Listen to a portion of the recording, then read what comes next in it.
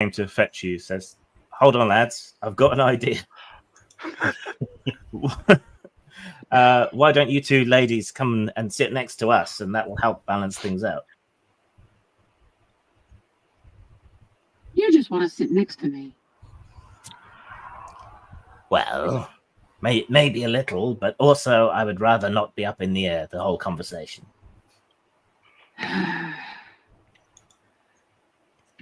The stupid will go sit down next to him. You touch my ass, you're losing a finger. You don't have an ass. I'm going to sit on the goblin's lap. Fine, if you touch the bone where my ass used to be. Help! I'm being squished. Right. So the apparent leader of the goblins wiggles his way free and sits precariously on the other end of the table, which slowly kind of descends until it's only wobbling a few inches off the ground. We are goblins from one of the jungle tribes. Our home was invaded by strange beings. Many of our tribe have been taken prisoner or enslaved, and we must free them. But we are small, barely a match for even low-powered adventurers. You are strong, the first strong people we've seen in this provincial shit heap.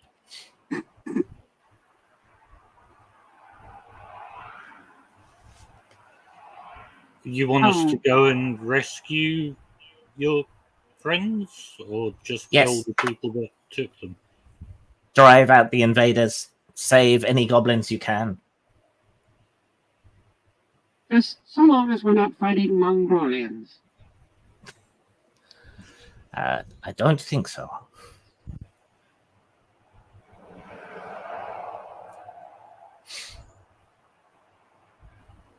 So you will do it? I'll wake up Sal and hitting him in the nose with his beer cup. What's in it for us? Oh, yes. Well, our home is rich in goblin stone, but the strangers seem more interested in the sparkle rock. Perhaps you two might be interested in the sparkle rock? Yeah, sure. Give me enough sparkle rock and get me my body back. Okay. So the goblin has been conversing primarily with you, sort of claps his hands together, and one of the other goblins brings out a little burlap sack and tips out on the table. Immediately, everything rolls down to Sal's end. There are fragments of green stone, which you think are jade. Seems to be what they're calling goblin stone. And there are also chunks of regular stone with veins of gold running through them.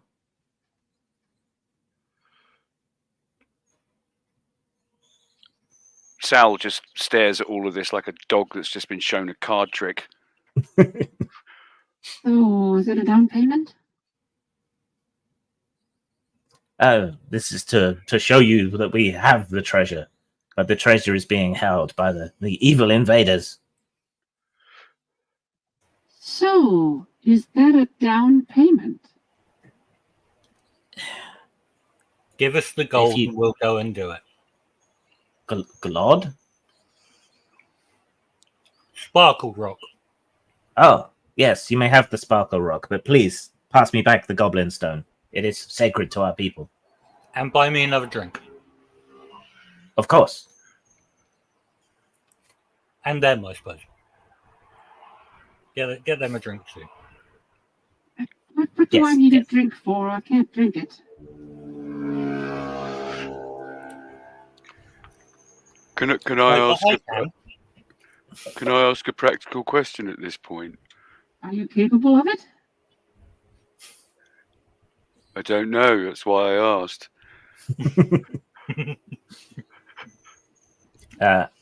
by all means, please ask away. Who took your village from you?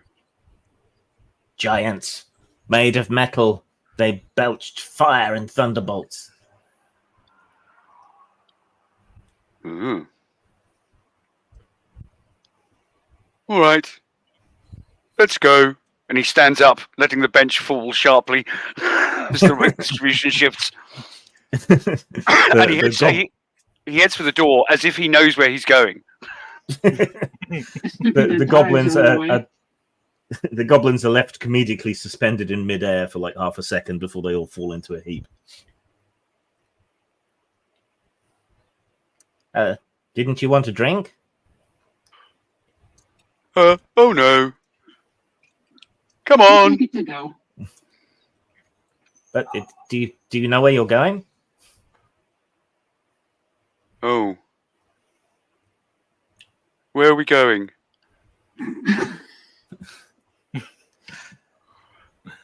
So come sit down, have a drink, and they'll tell us where to go. At the word "sit down," all the goblins cling onto the table. Am I the actual smartest person here? Well, I see that the stats run the gamut from 25 at least. My IQ is 6, just for comparison. Yeah, Oh it's my pretty God, much this on is- the normal. It's pretty much on the normal D&D scale, but then your race modifies by like a percentage. Grim? I don't suppose it's too early to swap out a character, is it? I'm Yes. serious. Nah, you're stuck. Am I? Damn it! Oh. Yeah. Because I just saw Puna Magica. The luchador. Yes! That would have been No. even better. Nope, you're a skeleton. Damn it.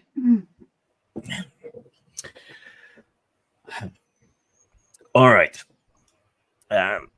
So the leader of the goblins claps his hands together again, and one of the other goblins comes over and gives you a map of sorts. It's crudely inscribed, is not to any kind of scale whatsoever, and it just seems to be a line kind of through some tunnels, and then emerging out close to their ancestral homeland that has been so invaded.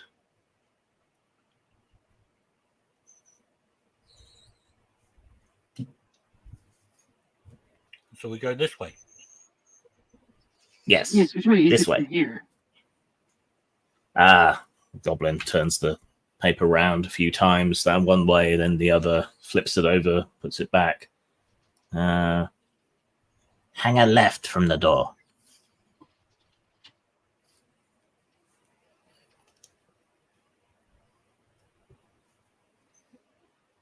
Can you follow that? Okay, so this is gonna call for our first roll.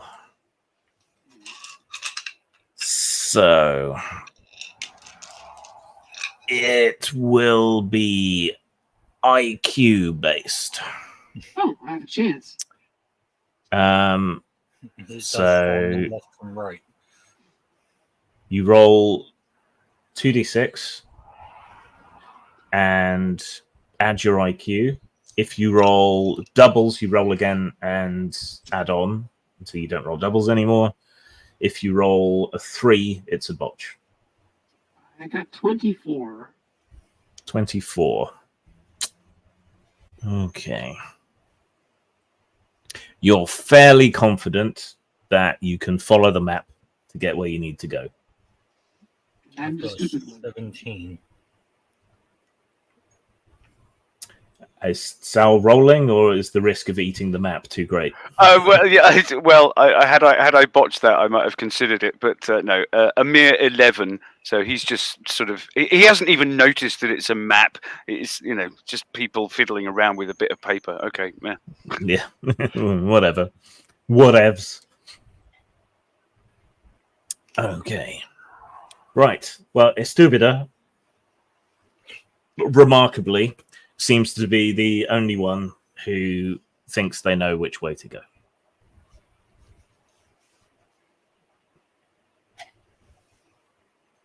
Do you have any money?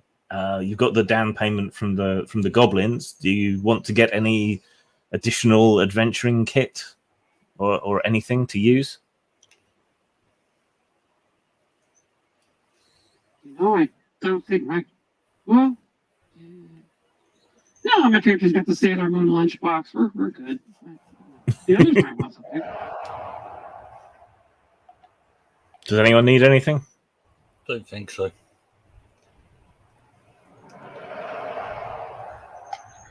No. Okay. Right. Not even any rations or anything? You're just going to eat whatever you find on the way. You don't eat. We're actually helping these goblins, not just taking the down payment and going to another bar with them. There are no other bars, so... Besides, there's the promise of extra riches. So...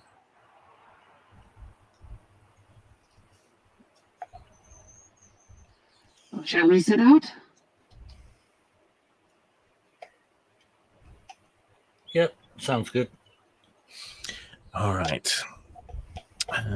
Just a sec.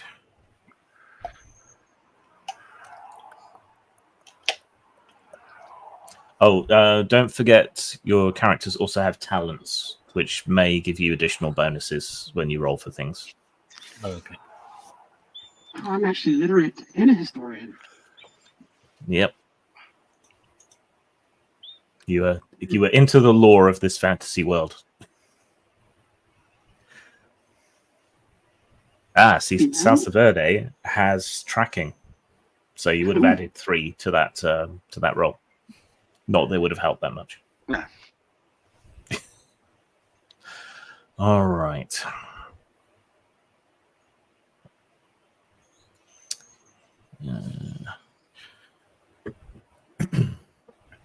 I'm a weapons with a club. Not all you can handle.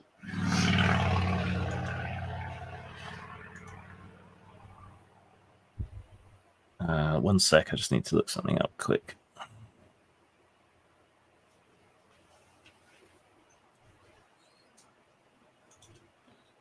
Okay. All right. The trip goes fairly uneventfully for the first day. You find traces of the goblins' trail here and there as you make your way through the many tunnels. Distantly, you hear various creatures squawking and snarling and killing each other in the background.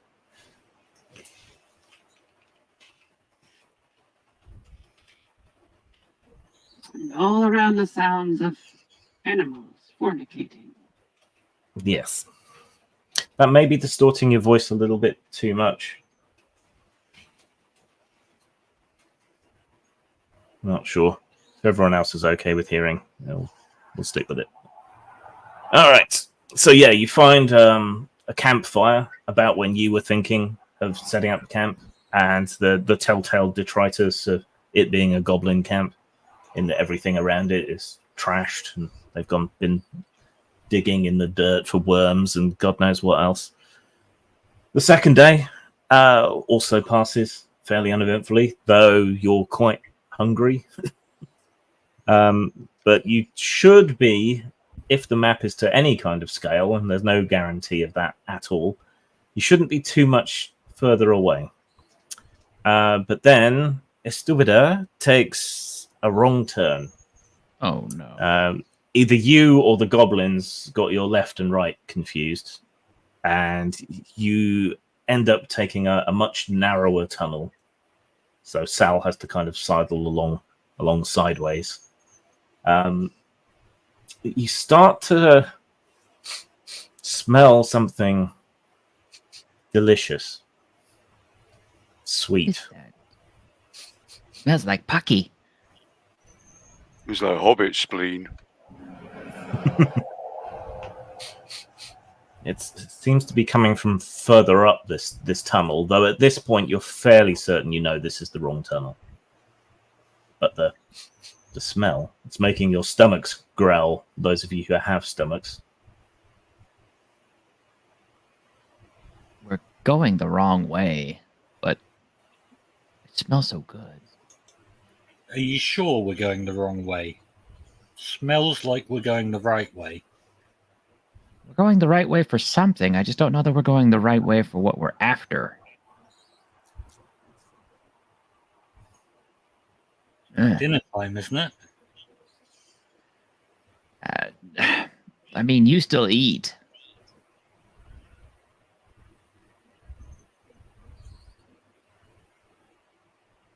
Do you wish to press on or turn back? I'd like to investigate the smell. Okay. Who's taking the lead? Almost certainly Sal. Why? Okay. It's food. You two get crushed into the wall as Sal hefts his bulk forward through the narrow tunnel. That's just what I wanted, is to have my face smeared with troll ass. Yeah, it's either a face full of troll ass or a face full of, cavern wall rock. Not really a lot of good choices there, really. All right, Sal lumbers ahead and emerges out into another small-ish cavern, at least small to a troll's perspective. The walls are covered in glistening red and green, sort of shiny, wet substance. Thrusting out from that here and there are twisted underworld versions of coca beans. And at the far end of this cavern, which isn't that far, really, maybe 25, 30 yards, there appears to be an ancient stone fountain. But what is bubbling through it is a thick, brown, sweet-smelling substance rather than water. You know, if this doesn't work out for us, we should set up a coffee shop right here.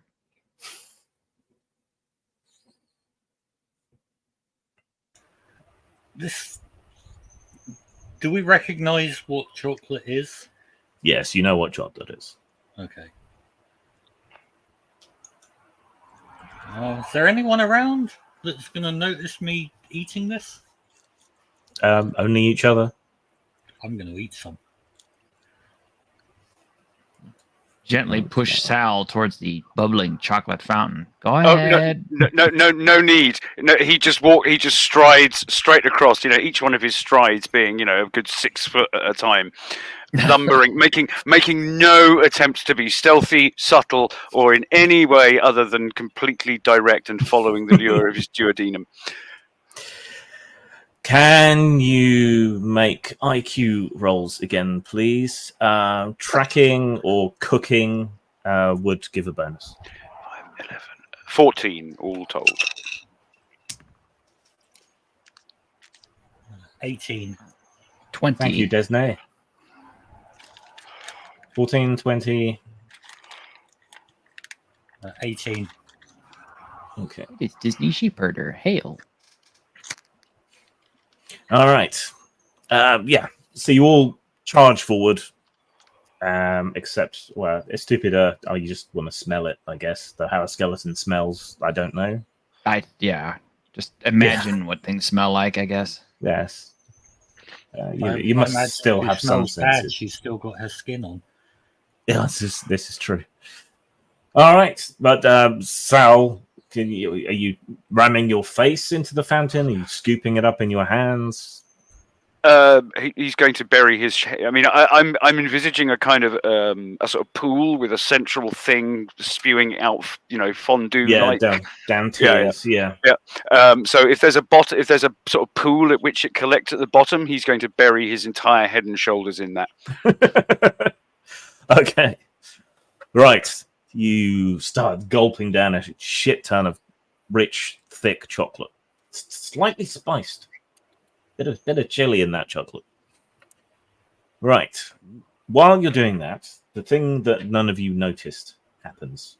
The shiny red and green surface seems to sort of coagulate above you and forms into a giant droplet and then falls directly down onto Sal's head, where it starts to burn. Right. You're taken by surprise, so I'm not quite sure how to handle that because you can't fight back. Let me see if there's rules for that. No, we must help. He is being killed by a killer chamoy. You think it's a salsa slime. Hopefully not a hot salsa slime. Oh, definitely. You got a hardback of that? Damn, I need to get one of those. Yeah. No, that's Troll World stuff. Multiple indices kind of defeats the point of an index. Surprise? Or surprise? Ken St. Andre's still alive. We should see if I could talk to him one of these days. Aha. Surprise. Multiple page numbers, but it's kind of important, so page 7 seems a bit early to be the entry we want. And doesn't seem to have anything about surprise on it. 84 special combat situations.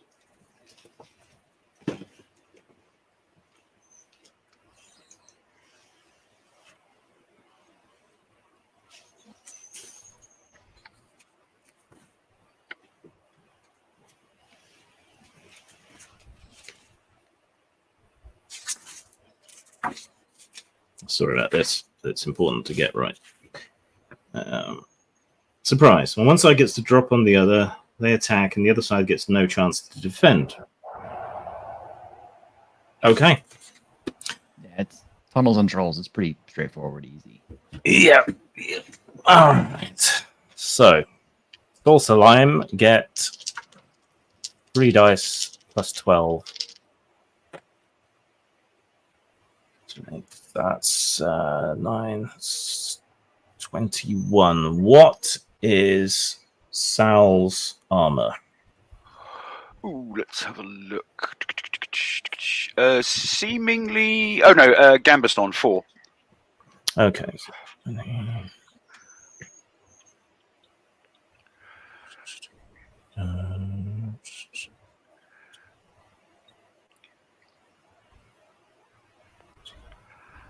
Okay, so you take actually quite a lot of damage. That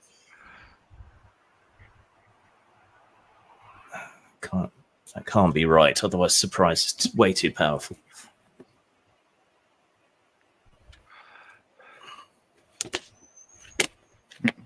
Well, if it is, then it's kind of like a case of, well, like we're going to spend the rest of the game trying to ambush everything. Yeah, exactly. Because stealth, subtlety, and surprise are Sal's 3, mottos. 3 strong points. Yes. He's clearly a rogue of some sort.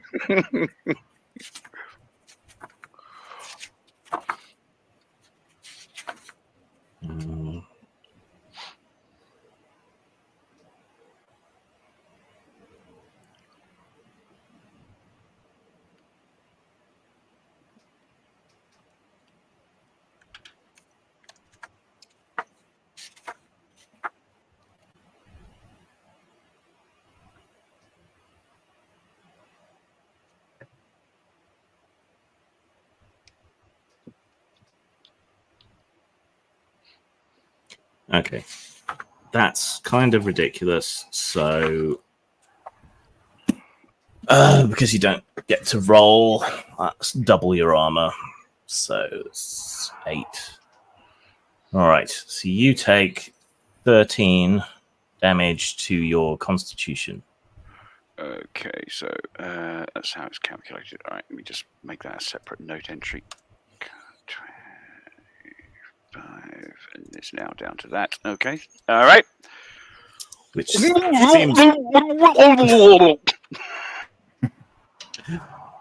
All right. So, yeah, the rest of you see this enormous blob of chunky living salsa drop from the ceiling and slap on top of Sal. And ooze all over Sal, burning skin, and just it's a horrifying sight. So, normal combat turn. It will continue to try and dissolve Sal. What do the rest of you wish to do? Is there any way we can get it off? Let's see what spells I've got in case any of those work. Yeah, let's try and cast "Oh, Go Away" on it. Okay. So how do I cast that? What do I roll? So let me just scroll down and find your sheet. Yeah, I think magic goes first. Magic and ranged combat goes first, I think. So Go Away. So it costs you 5 magic points or 5 creme, which comes out of your whiz score. So that will leave you whiz. six whiz. Yeah.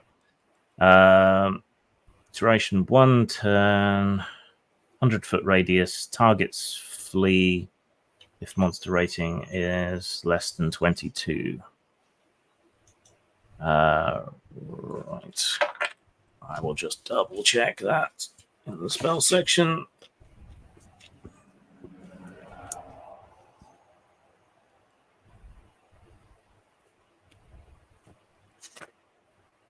Spells. Oh, go away. Yep. Oh, go away. 6.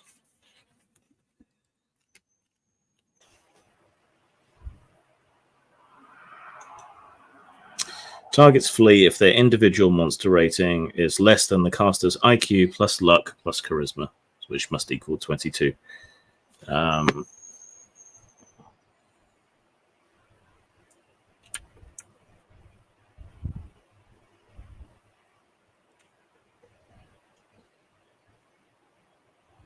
Yeah. So you weave your magic and hurl pulsing waves of leave us alone energy at the salsa, and it recoils slightly, but otherwise doesn't seem too impressed with your magical prowess. What's Estupida and Sal doing?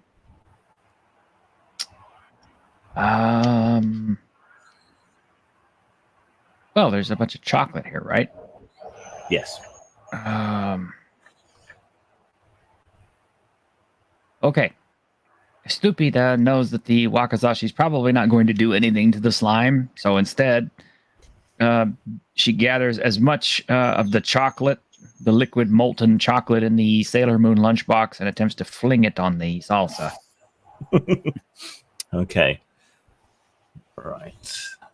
And chocolate containing fats and quite often milk is probably quite good at dulling the burn from salsa. Okay, so let's see.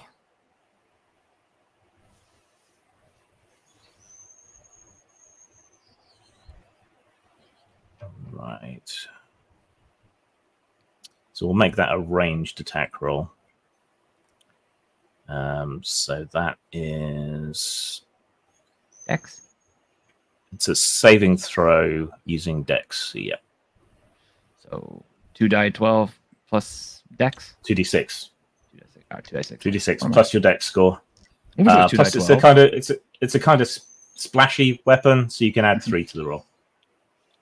Okay. So that's 9, 10, 11, 12, 13, 14, 15, 16, 17 total. Okay. You scoop up as much of the chocolate in your Sailor Moon lunchbox as you can, and you fling it in Sal's general direction. But as Sal is kind of panicking and whirling around with the salsa dissolving his face, all you end up doing is chocolate coating Sal's legs. Oh. Right, which means that the only person engaged in direct combat with the salsa slime is Sal. So... is the pool at the bottom of the fountain large enough for me to get substantially into?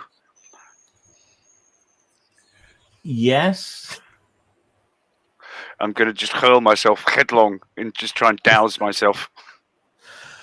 Okay, so in that case, roll.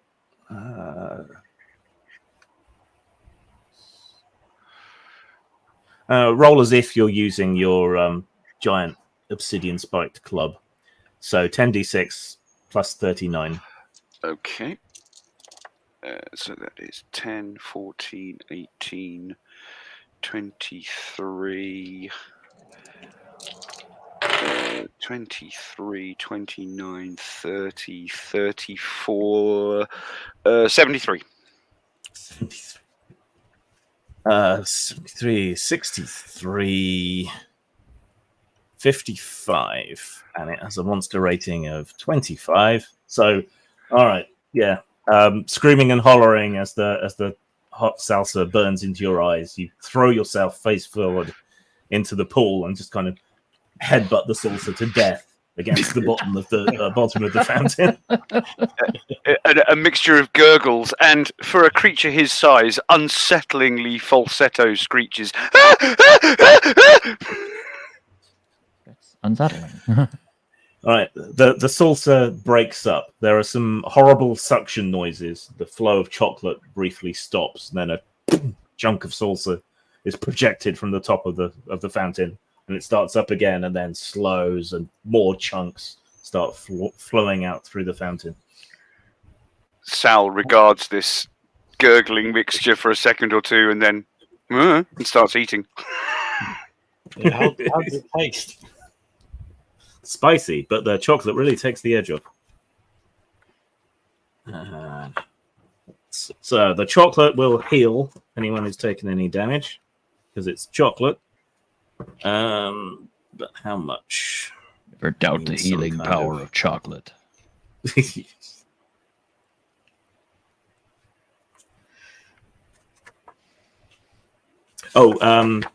Any six, not it's academic at this point, but any sixes that you rolled, that's automatic damage. All right.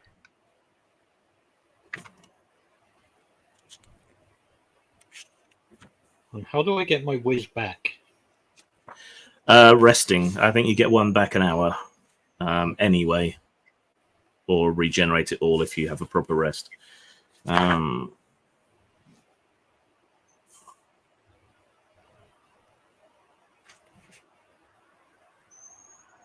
Sorry, not a poor you. Poor baby is the healing spell.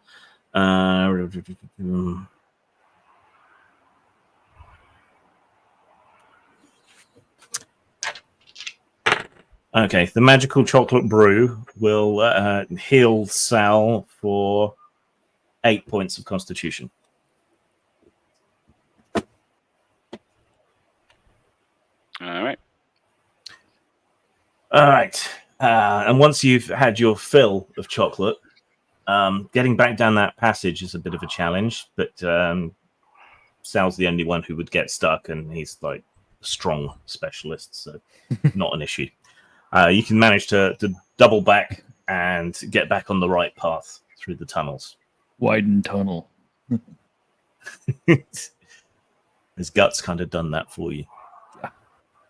All right. So at the end of the second day's travel, the tunnel starts to pitch upwards.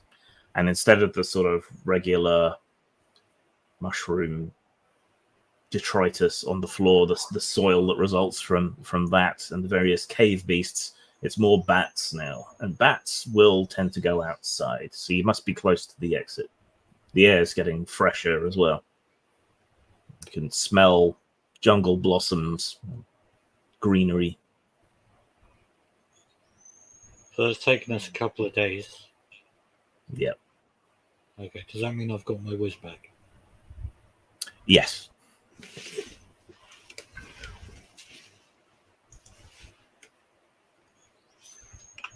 Yes, he's a troll.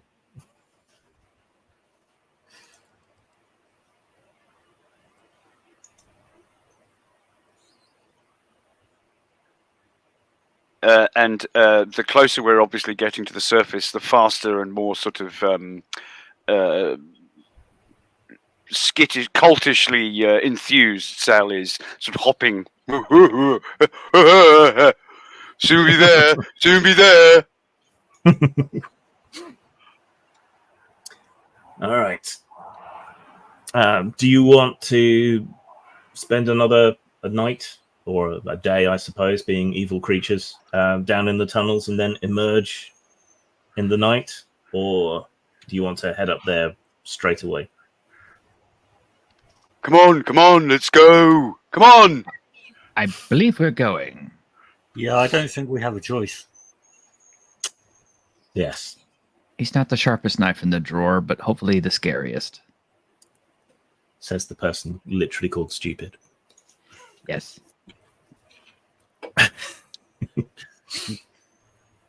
Okay. You scramble up through the back guano and start to encounter a few surface plants instead of the mushrooms that you're used to. It actually gets darker the more you ascend because all the bioluminescent fungi and creepers and things aren't growing here. And soon you spill out onto the surface, out from a bunch of rocks. And before you is the jungle. You can't really see very far, but there does seem to be an animal trail or a goblin trail leading off through the jungle. The sun is just starting to come up, peeking over the horizon, creating new and interesting shadows in all directions. Oh, we like shadows. But Inanna's our tracker, right? Sal. Am I? I'm a wizard. We got to trust Sal to get us the right place then? Sal's not very smart. The skill compensates slightly for that. Well, I mean, I don't have talent tracking or anything, so. I thought Sal did. Yeah, Sal's got tracking 3. Yep. He does, but at the moment he's too busy sniffing the grass. Mm-hmm. Hey, when you're done sniffing the grass, would you mind following the goblin trail so we can get to where we're supposed to get? And the trail is obvious, right? To everybody. It's fairly obvious, yeah. And he's got a +3, so I figured, yeah. So I'll just point towards the trail. That way. You go first.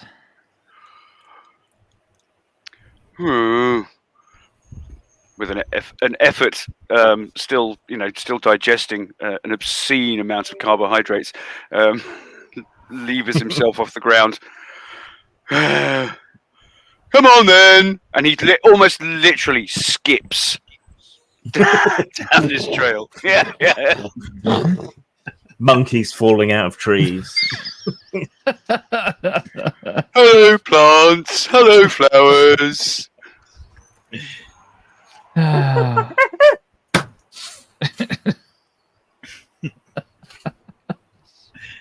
Follow him. I mean, he's making a nice trail break anyway. Yeah. Hey, the predator wouldn't last 5 seconds around you guys. No. All right. Okay. So you go skipping and hurtling through the forest with you guys trying to keep up. Fortunately, since Sal is blazing the trail and having to snap through all kinds of liana vines and things on the way, that slows him up just enough that you two can keep up. Sal, following the trail and lost in his reverie of loving the jungle, bursts through a screen of vines into a small clearing. There are a bunch of animals with big, thick, muscular tails and long rear legs and sort of little arms at the front. Well, a few of them scatter into the trees. The two that remain sort of flex and show off obscene amounts of muscle. You can hear a strange sizzling noise coming from their bellies. Am I familiar with these creatures? Make a I'm afraid it's IQ again. Make an IQ roll with tracking bonus. They are. Wait. These things are trying to establish dominance by shaking the maracas in their bellies. It's a sizzling noise. 18 all told. Okay. Remember, if you roll doubles, you roll again. Now. Yeah, no, 5 and 4 Yeah. plus 3 plus 6. Yeah, just reminding you because it's a new game to some Alright. people. All right. Yeah, you can't quite remember the name. Something Ruse. What Wallaroos? No, that's not it. No, you can't place it. But they seem very angry.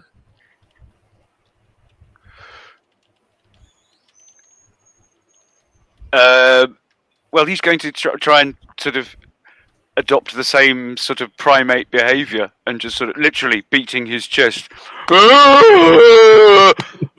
gambling towards them. Okay. You're a Gurt-Gate troll. What are you others doing? I'm gonna You're stand back and watch the troll being Tarzan. I'm not. I'm gonna push Inanna forward. Use some fire or something. Scare them off. I think he's gonna do that on his own. I doubt it. Yeah. They're gonna consider that a challenge and fight us. Well, he's a Gurt troll, and they are mere level 2 chimichangaroos. So, don't roll a 3 on 2 dice, please, Sal. All right. Salsa has a huge mullet. Yes.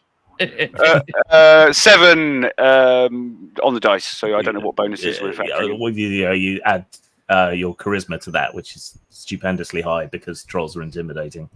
Yes, so yeah. 56, 63, yes. Yes, which is more by far than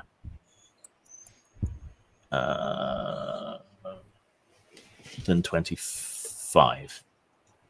Right. Yeah, so you beat your chest and bellow at them. They shit themselves and run off. One of them briefly stops at the edge of the clearing, reaching into its marsupial pouch, which is full of simmering oil, and hurls a burrito at you before disappearing into the jungle undergrowth. Ooh, try to catch that. Okay, make a dexterity save. I am a stupida. So. I like burritos. Dexterity, huh? Yeah, so you add your think my dex to that. You'd think my dexterity would be higher being a rogue, but 10, 11, 12, 13, 14, 15, 16. Yeah, so rogue kind of means something a bit different in Tunnels and Trolls. It's more like a generalist. Right.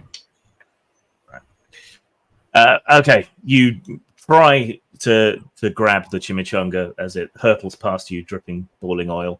But luckily for your hands, even though they're made of bone, you miss. And the chimichanga strikes a tree on the other side of the clearing and explodes, scattering rice and beans in all directions. Fuck!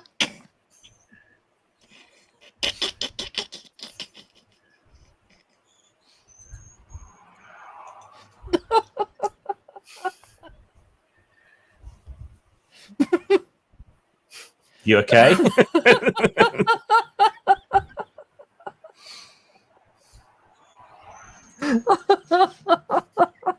I think you've broken T-shirt.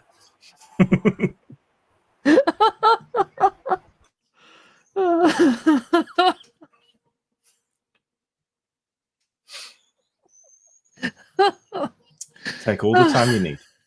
Okay. God damn. Okay.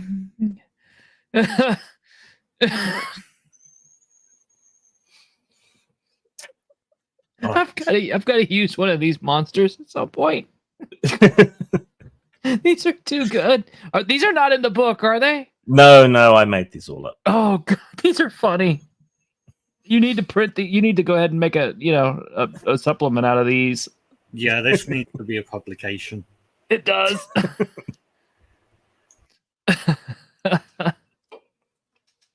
You could always make it an optional module for Macahuitl. I'm sure John would love that. I think that might upset him. It might. He's trying to do all this serious historical. It's a Kickstarter that's coming up soon. By the way, people who are watching, it's a white box compatible Mesoamerican setting. It's all very serious, so I don't think the appearance of a chimichangaroo would fit necessarily. Or the salsa slime. Of the salsa slime, yes. No, salsa slime or salsa lime? Salsa lime. Salsa and lime. Yeah. All right. Well, you've scared those creatures off. The goblin trail continues on the other side, but it is somewhat obscured now by the fleeing chimichangaroos, who have battered down a lot of the vegetation.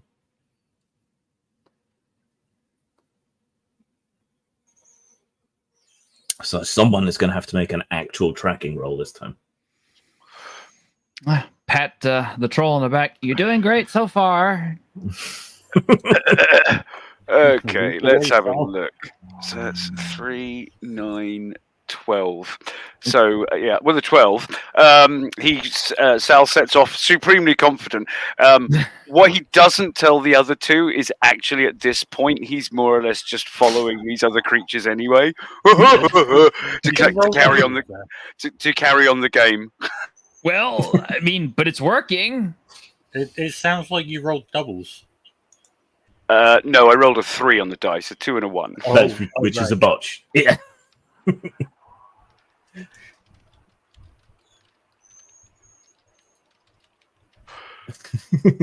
Yes, I think T-shirt has been getting incapacitated by silly things a lot lately. This is actually me normally. It's been a long time since I've been in a game that had something that made me laugh this much.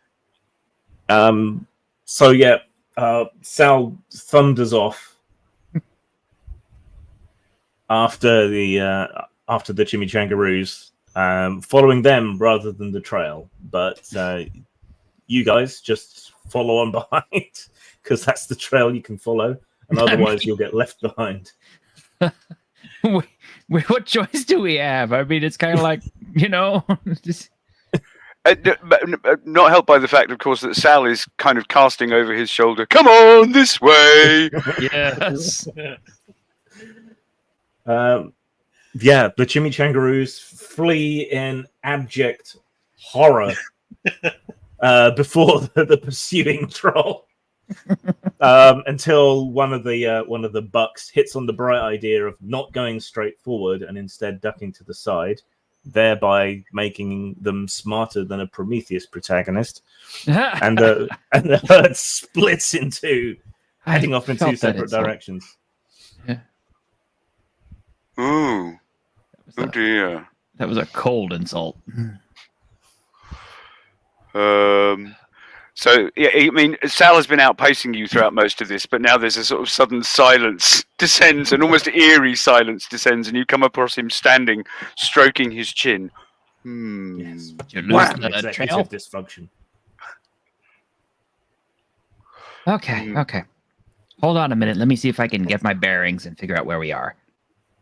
Okay, so Estupida is going to look around and try to use her historian knowledge to figure out exactly where we are and maybe how close we are to the...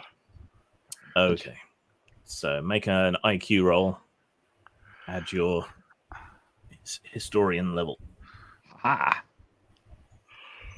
don't know that she necessarily made this character for me, but sure feels like it. Okay, so we got a 1923. Okay. So you stop and look around a bit, try and get your bearings. You try licking your finger and holding it up, then you realize you don't have saliva or a tongue or flesh on your finger, and any sensation that you feel is purely as a result of the magical aura that surrounds your animated skeleton, so you give up on that.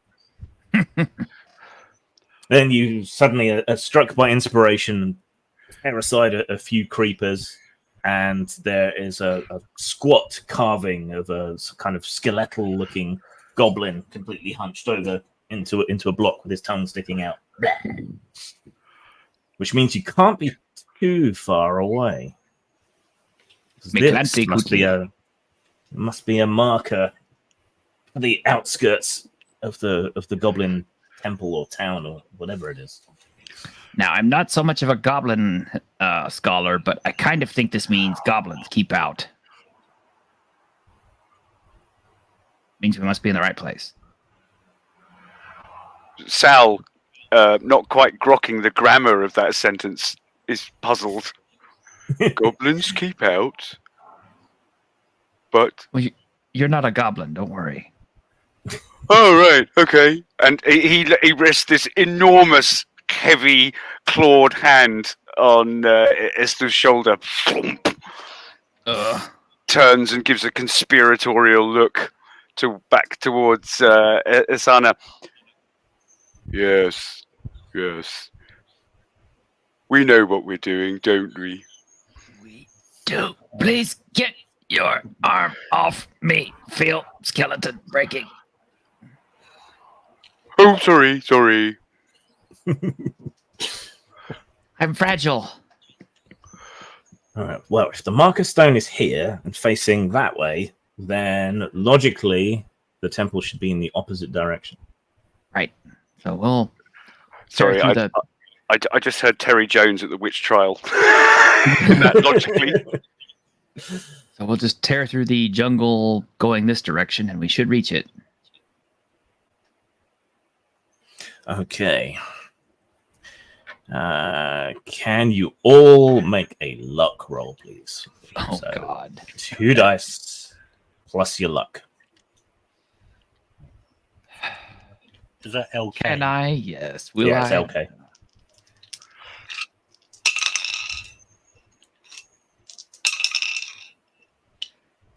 Um, 22. I got doubles. nice. I Nice. got 18. 11. Okay. So without the chimichangaroos to follow, Sal is moving at a slightly more sedate pace. And in between the crushing and crashing of Sal making his way through the trees, Enana hears distantly the sound of chopping wood. Now, someone actually going at trees with an axe and a saw, you think, rather than Sal's crude splintering. So you must be approaching something. Sal, that way. Yeah. That sounds promising. Okay. And if it's the kind of lumberjacks I'm used to, they'll probably have some clothes for you. Is this Fern Gully? No. But they're lumberjacks. They're okay. Brum-bum. But all right. Inanna's described as a cross-dressing dwarf, so. All right. So I'm not cross-dressing. I am actually a woman. How could you tell? Well, you can't. That's the problem. she conditions her beard. Oh. All right. So you carry on, heading towards the sound of this chopping and sawing, which abruptly stops. You think you can hear some panicked speaking in a language you don't understand.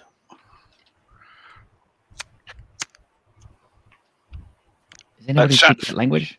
Sal has not noticed any of this. He's just following in the direction he's being pointed. You start to spot a few tree stumps and piles of ash and so on around. You're definitely approaching some kind of settlement, but you don't think the goblins would do this.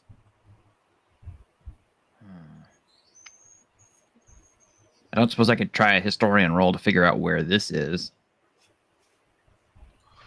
Uh, I'm going to lean on that a lot. Make a roll, but it's going to have to be a good one. Okay. All right. Come on, boxcars. Well, I did get a 6. Does this? So it's a 25. Oh, We get to roll pretty good. 6 again. Do I get? No, you don't. Oh, It's only for your okay. doubles. Oh, damn. Got close. Okay. The way in which this stuff has been cut reminds you of the people back in the old world, the eastern continent that you traveled from.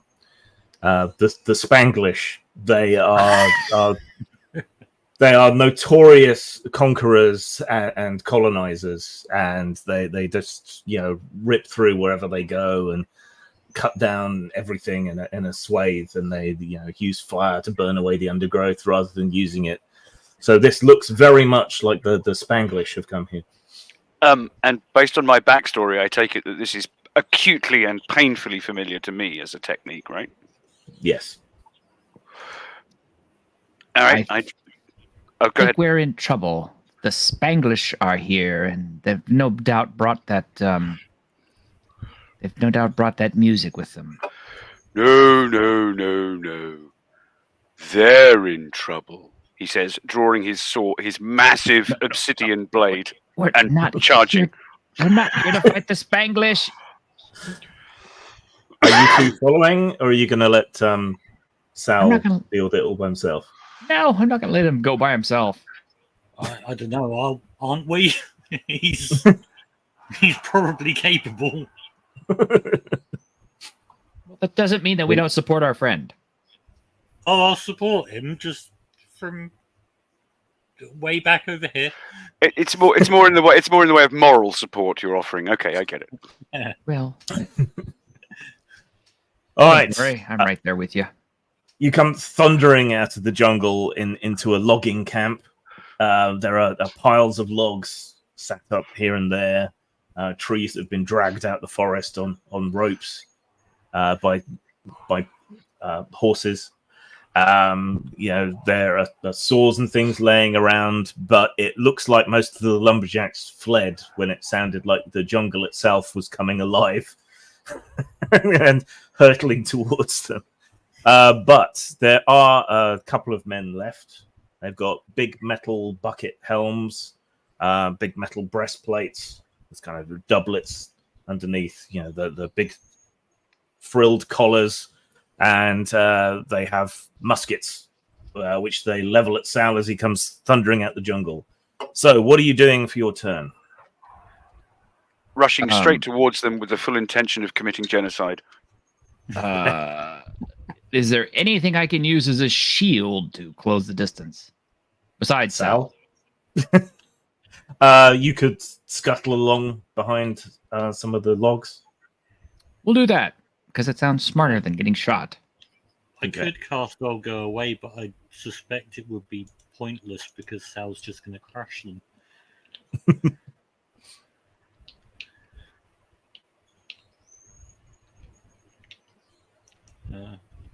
I'm just going to stand back, I guess. Okay. So thoughts and prayers then. Thoughts and prayers. Thoughts and prayers. Yeah. I mean, any magic damage I can do is nothing compared to the damage that Sal would do. So, Well, the difference is that any magic damage you can do is kind of automatic.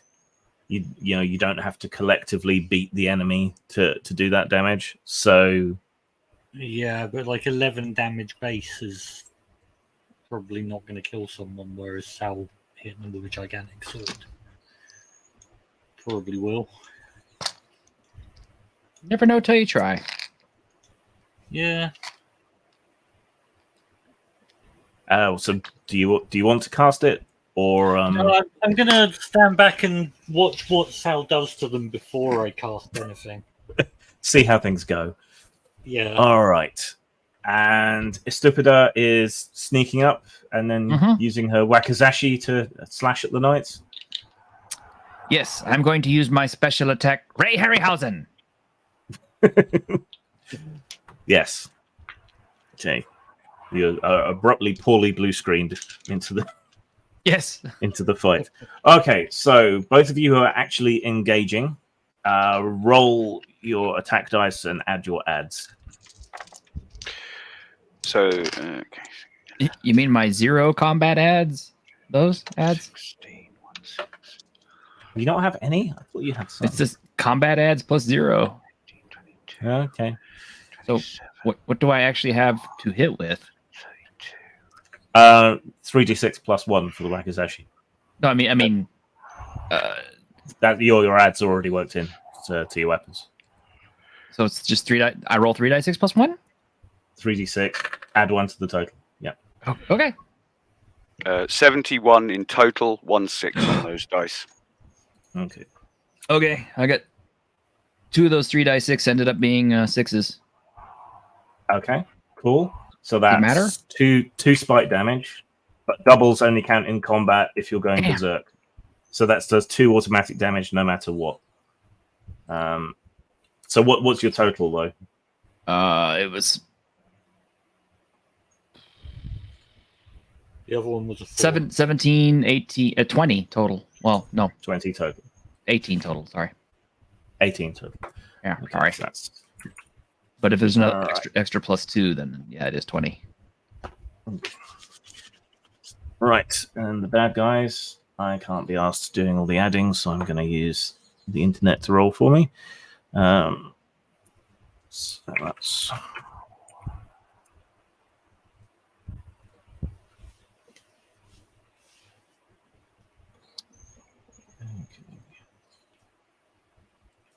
I watched this again the other day. Oh my god, is she so cute? She's so funny. Did the Spanglish ever fight the Mongolians? Oh. they may have done. Okay, so you come to beat Shitty them. They take 14 damage.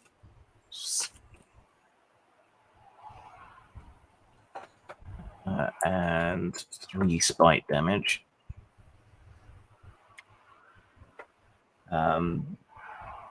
They fire their muskets desperately at Sal. Sal takes 4 points of damage, and armor doesn't stop it. Better you than me, pal. Yeah. So there's a pair of loud, deafening bangs, and a cloud of smoke appears in front of the in front of the Spanglish soldiers. And Sal comes hurtling through and slams his blade down, narrowly missing one of them, but just the shockwave sort of jolts the guy into the air and causes blood to come out of his eyes, ears, and nostrils, soaking his mustache. He screams, "Ow, fuck!" and lands in a heap nearby. Right. It's Stupida? a second turn of combat. Well, because everything's put together. Yeah, you came in and slashed at the other one, hurting him. But his breastplate took most of the blow. Hit him Alright. again then. So you two are still locked in close combat. Is Inanna doing anything now? The one who fell over, is he still alive? Yes, but barely, you reckon? Can I 15. go and club him on the head? Yes. So you roll your combat dice plus adds, and that goes into the total for everybody. 69 with not a single 6. Wow. Nice. 17. 69 plus 17. And T-shirt? 15. So you guys got 101 in total. Nice.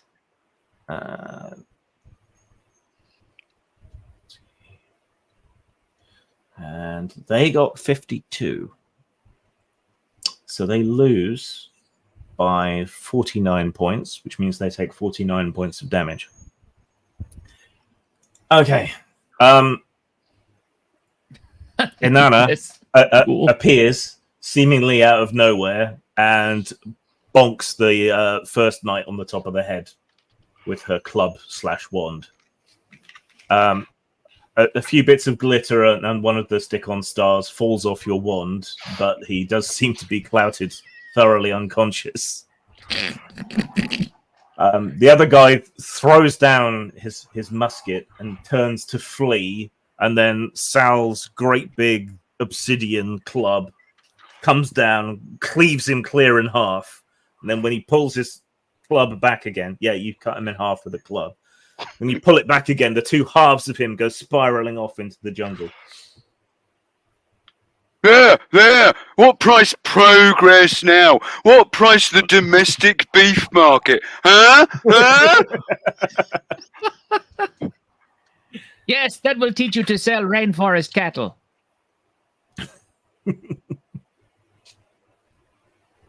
Frey fucking Bentos.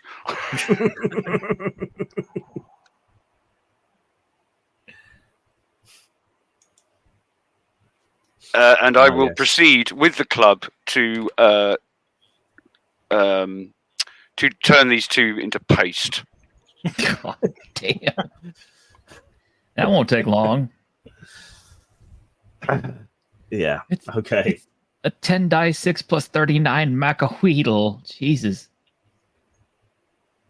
Troll scale weaponry. Nothing quite Yes. Yeah. Okay. Eventually, the ringing in everyone else's ears stops once Sal has finished pounding these two soldiers into a paste laced with fragments of their arm. Pretty sure they're dead now, Sal. Bam. Okay, better hit it again just to make sure. Bam.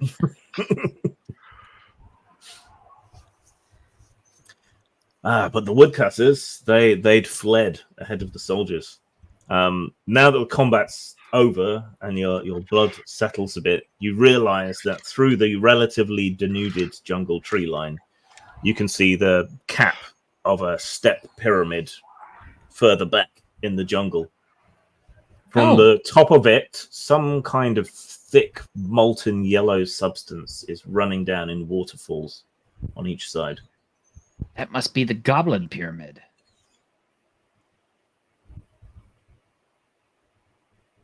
Oh, we should investigate. Well, yeah, since we're here to investigate. How incredibly wise of you. I am a wizard after all. So called because of my wisdom.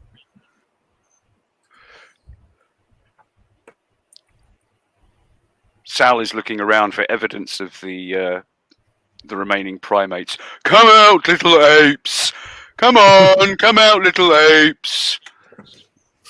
Can't hide forever. I think you've already turned them into paste, and we really have to get on to the village. Yeah, you hear an alarm bell ringing in the distance. Oh boy. We'd better go now. Is that coming from where the Queso is? It's coming from where the Casa del Queso is. Casa del Queso. House of Cheese. House of Cheese.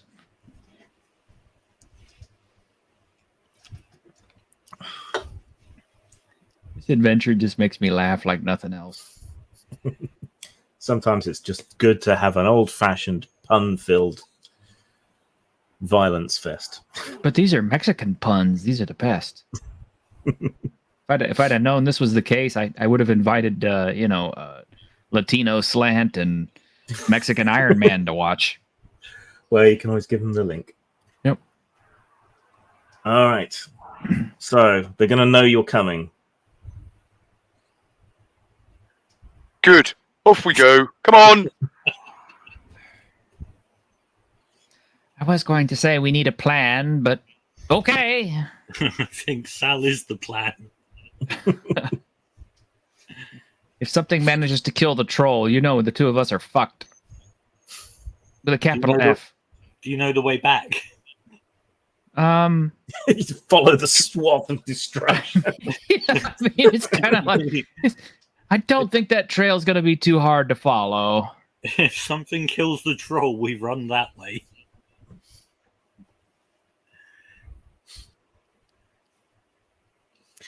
All right. Are you taking it at a slower pace, or is Sal just going to charge? Little long pigs, little long pigs. No, I'm. They're very handily sort of, setting up an audible, Dinner bell. fly by wire. Yes, exactly. So that's handy. Okay. Taco Bell, pieces for two. You pass by other areas where they've cleared out parts of the forest. There's a few different sort of animals they've hunted and have hung up. You pass by a couple of empty shacks, which they must have thrown up for shelter of some kind. As you get closer and closer, you can make out more and more of this gigantic pyramid with more of the kind of goblin carvings sticking these out. These structures are remarkably interesting, but you know how they would look better? How? On fire, as I light them up. Do you have any way of making fire? I'm hot.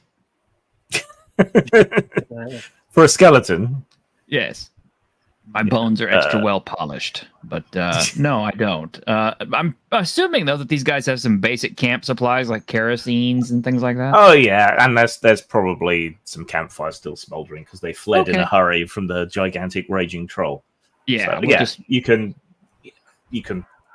thrust something into the fire, get some flame, set fire to the encampments as you pass through them. So soon the jungle is not only sort of mown flat by charging trolls, but also slightly on fire.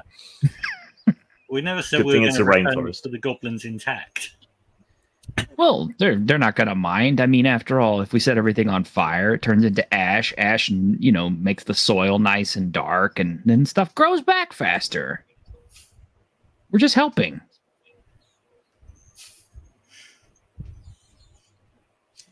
I put the fires out. You made them worse or better.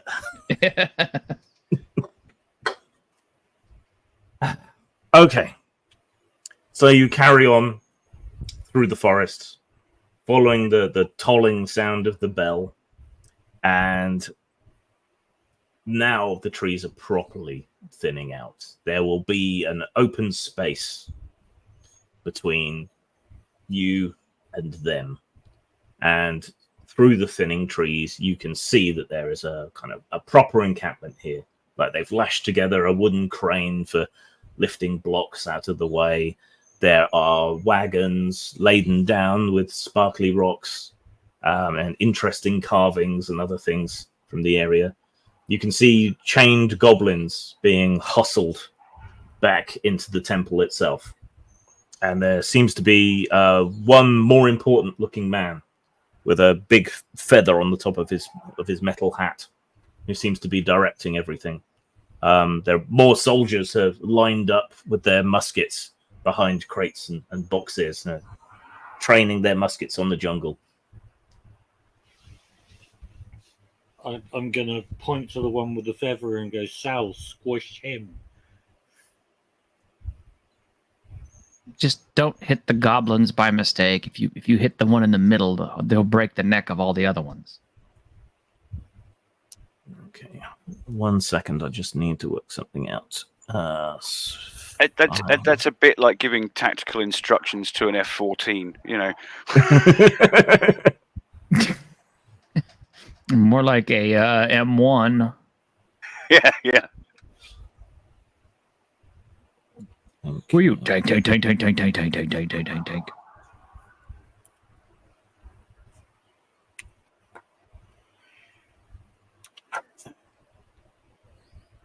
Okay, so is there a plan other than go get him, Sal? Is that the... I don't know what my hocus focus thing actually does. Because if there's any way I can buff Sal, Let me have a look.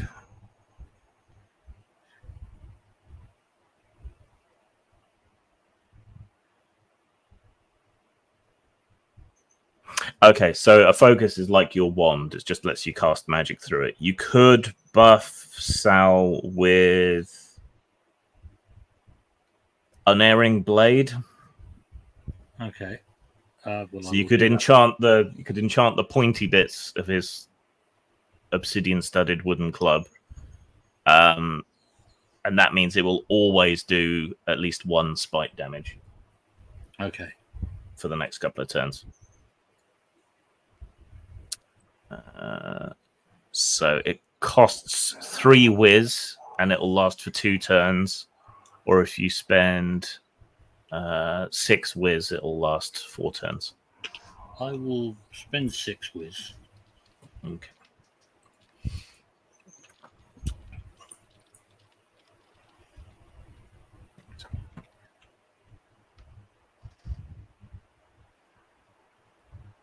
Un momento, por favor.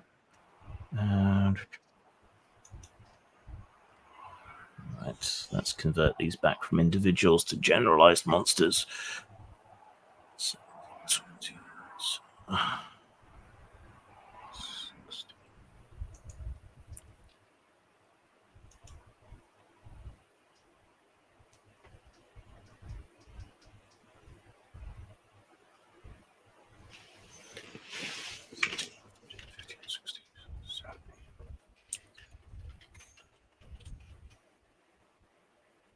Okay.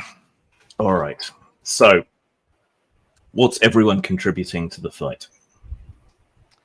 Estúpida will use amazing weeaboo ninja skills to try to sneak up on one and kill them from behind. Okay. Preferably. All right. So you will roll 3d6 plus 1 and add it into the combat pool. I think since I've cast my thing on Sal, I'm probably going to go and whack someone with the club. Okay. I got so you're going to try and... Sorry, what'd you get? I got 15, and I yell my battle cry, Harryhausen! And one of those is a 6. Yes. So plus 1 spite damage. All right. And Inanna tries to close with the enemy and beat them to death with her wand. So can you roll your combat dice, please? I've got 16 for that. Any 6s? Nope. Okay, so that's 31 in total. 67, 16. That's a lot of dice.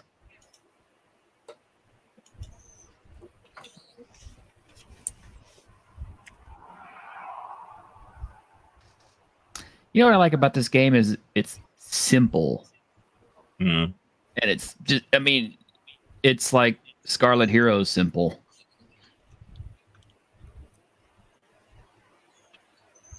Sal is not taking any tactical considerations whatsoever. The nearest primate. So what did you get? 6716 in there. God, Jesus. Okay, so that's 98 in total.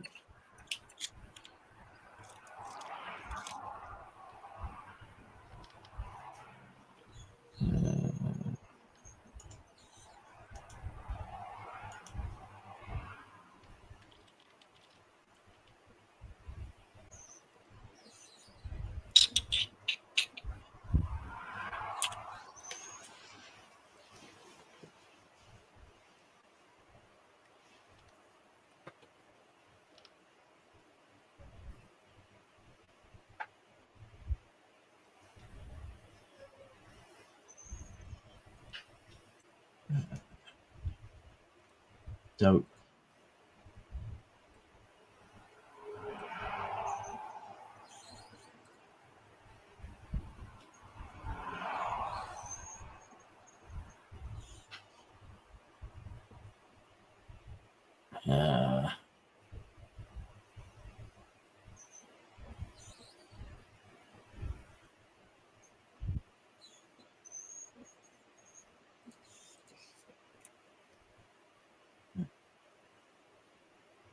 2, 3.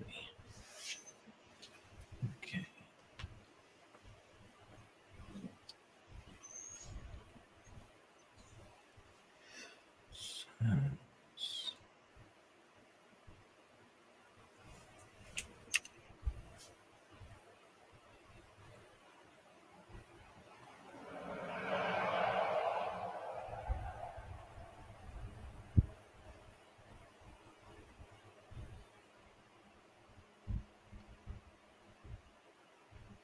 Okay.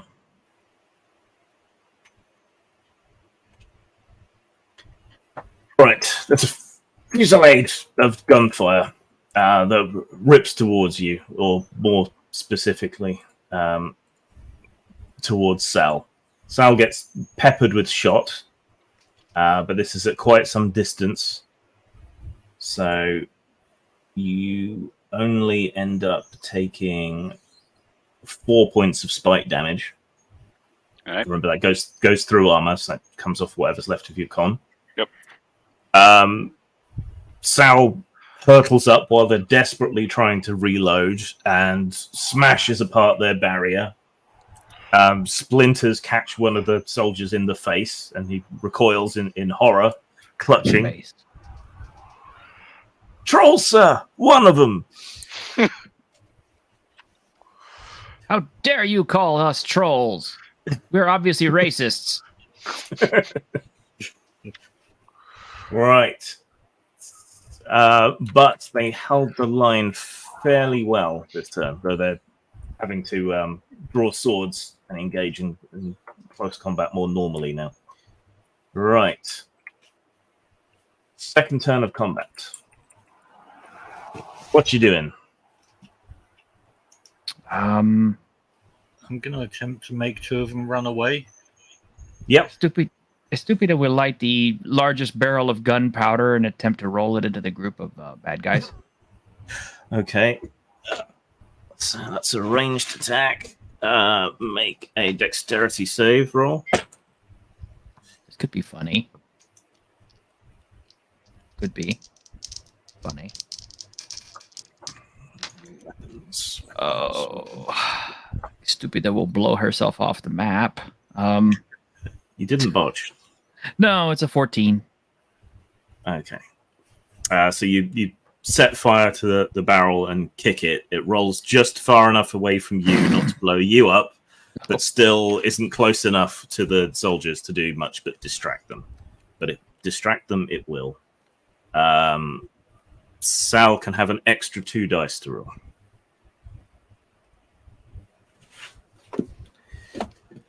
And is so Inanna's casting go away, right? Yes. Okay, so you spend the points. 2 of them immediately turn tail and flee. Whether that was the magic or the giant troll, you're not entirely certain. It was definitely the magic.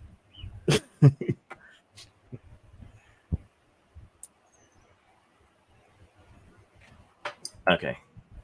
That just leaves Sal to roll then. So on his initial roll, it was 69, but with the 2 extra dice, it was 76, including 1 6. Okay. And you get +1 spike damage anyway. Right. So.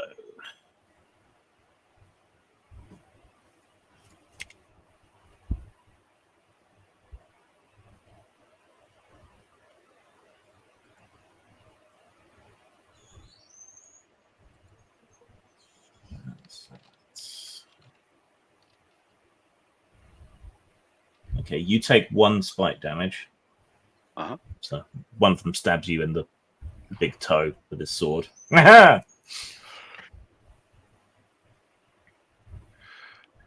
And you stomp that guy into the ground like a tent pole. Ugh. So that's another one down.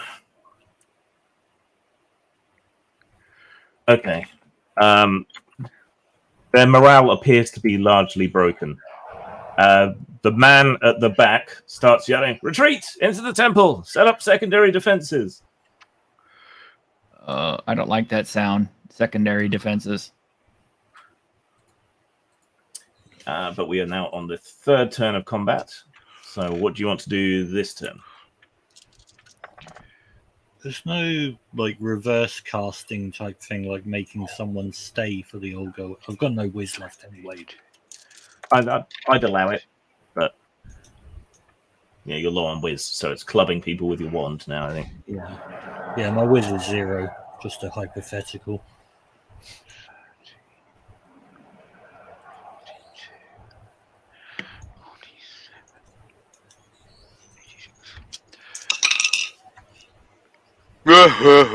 Puny little fire sticks. That was 86 with 5 sixes. 5 sixes. Okay, Plus- you get plus plus- 1 plus spite spite. damage Yeah. anyway. Yeah. I've Okay. got 20 with 1 6 as well. Okay, so that's takes it to 106. 1 6 for spite and t-shirt.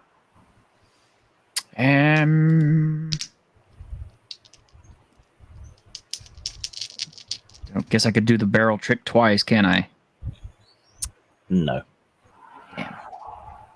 Okay. Harryhausen. Ooh, wow, that was extremely low. 8?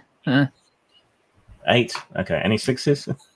Not a single one, man. I got 2 ones. Okay, well, it all adds up. So, okay.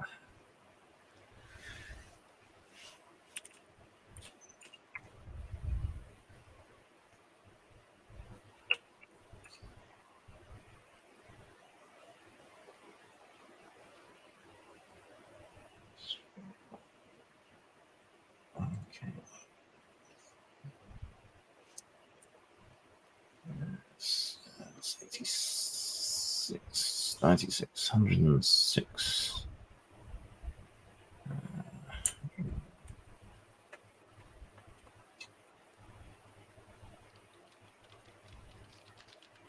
Okay, yeah, Bedline is crumbling. They're falling back rapidly.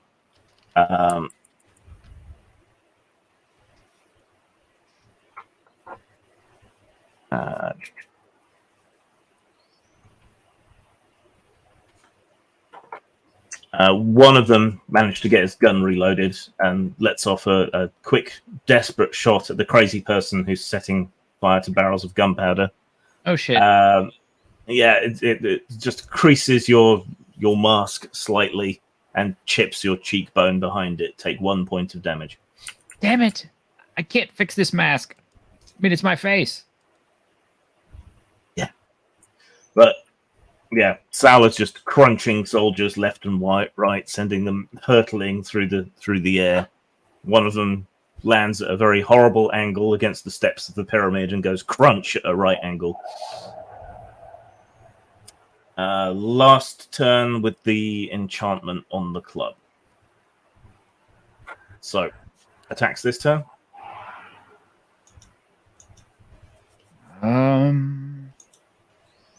Gosh, is there anything more clever I can do? I'm a rogue, damn it. This weapon doesn't do that much.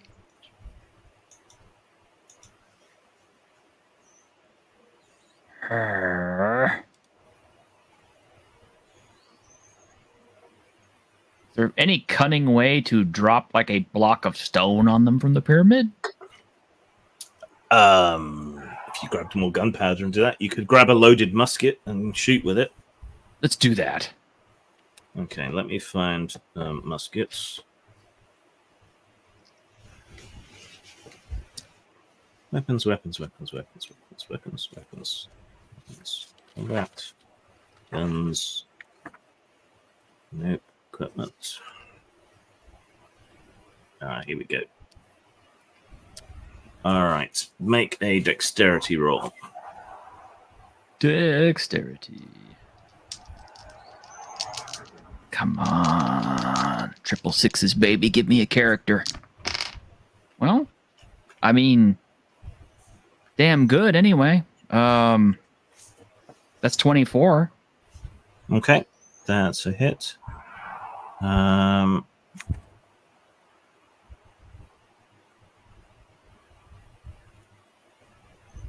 Okay, shoulder stock. Okay. Roll 12d6 and add 2 for damage. Oh.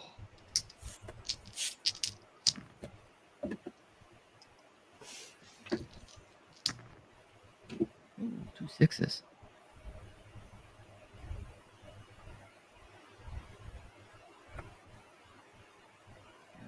Hold on a sec. Okay. Kukuleta. Easier to add all this stuff up and remember it.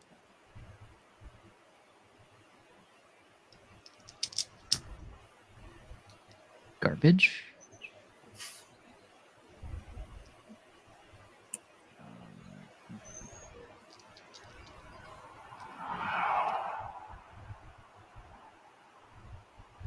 $40 total.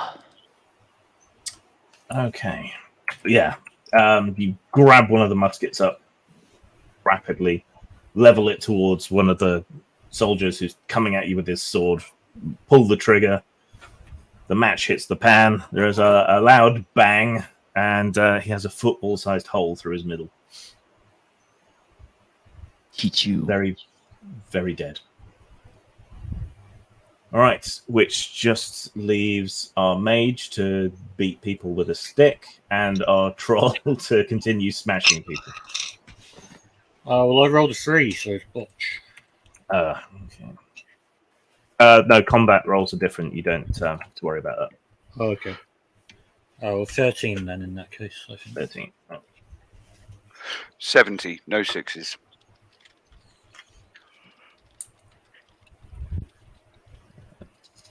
+70 +1 spite for the last turn of the magic. What did you get, Simon, again? 13. 1 3.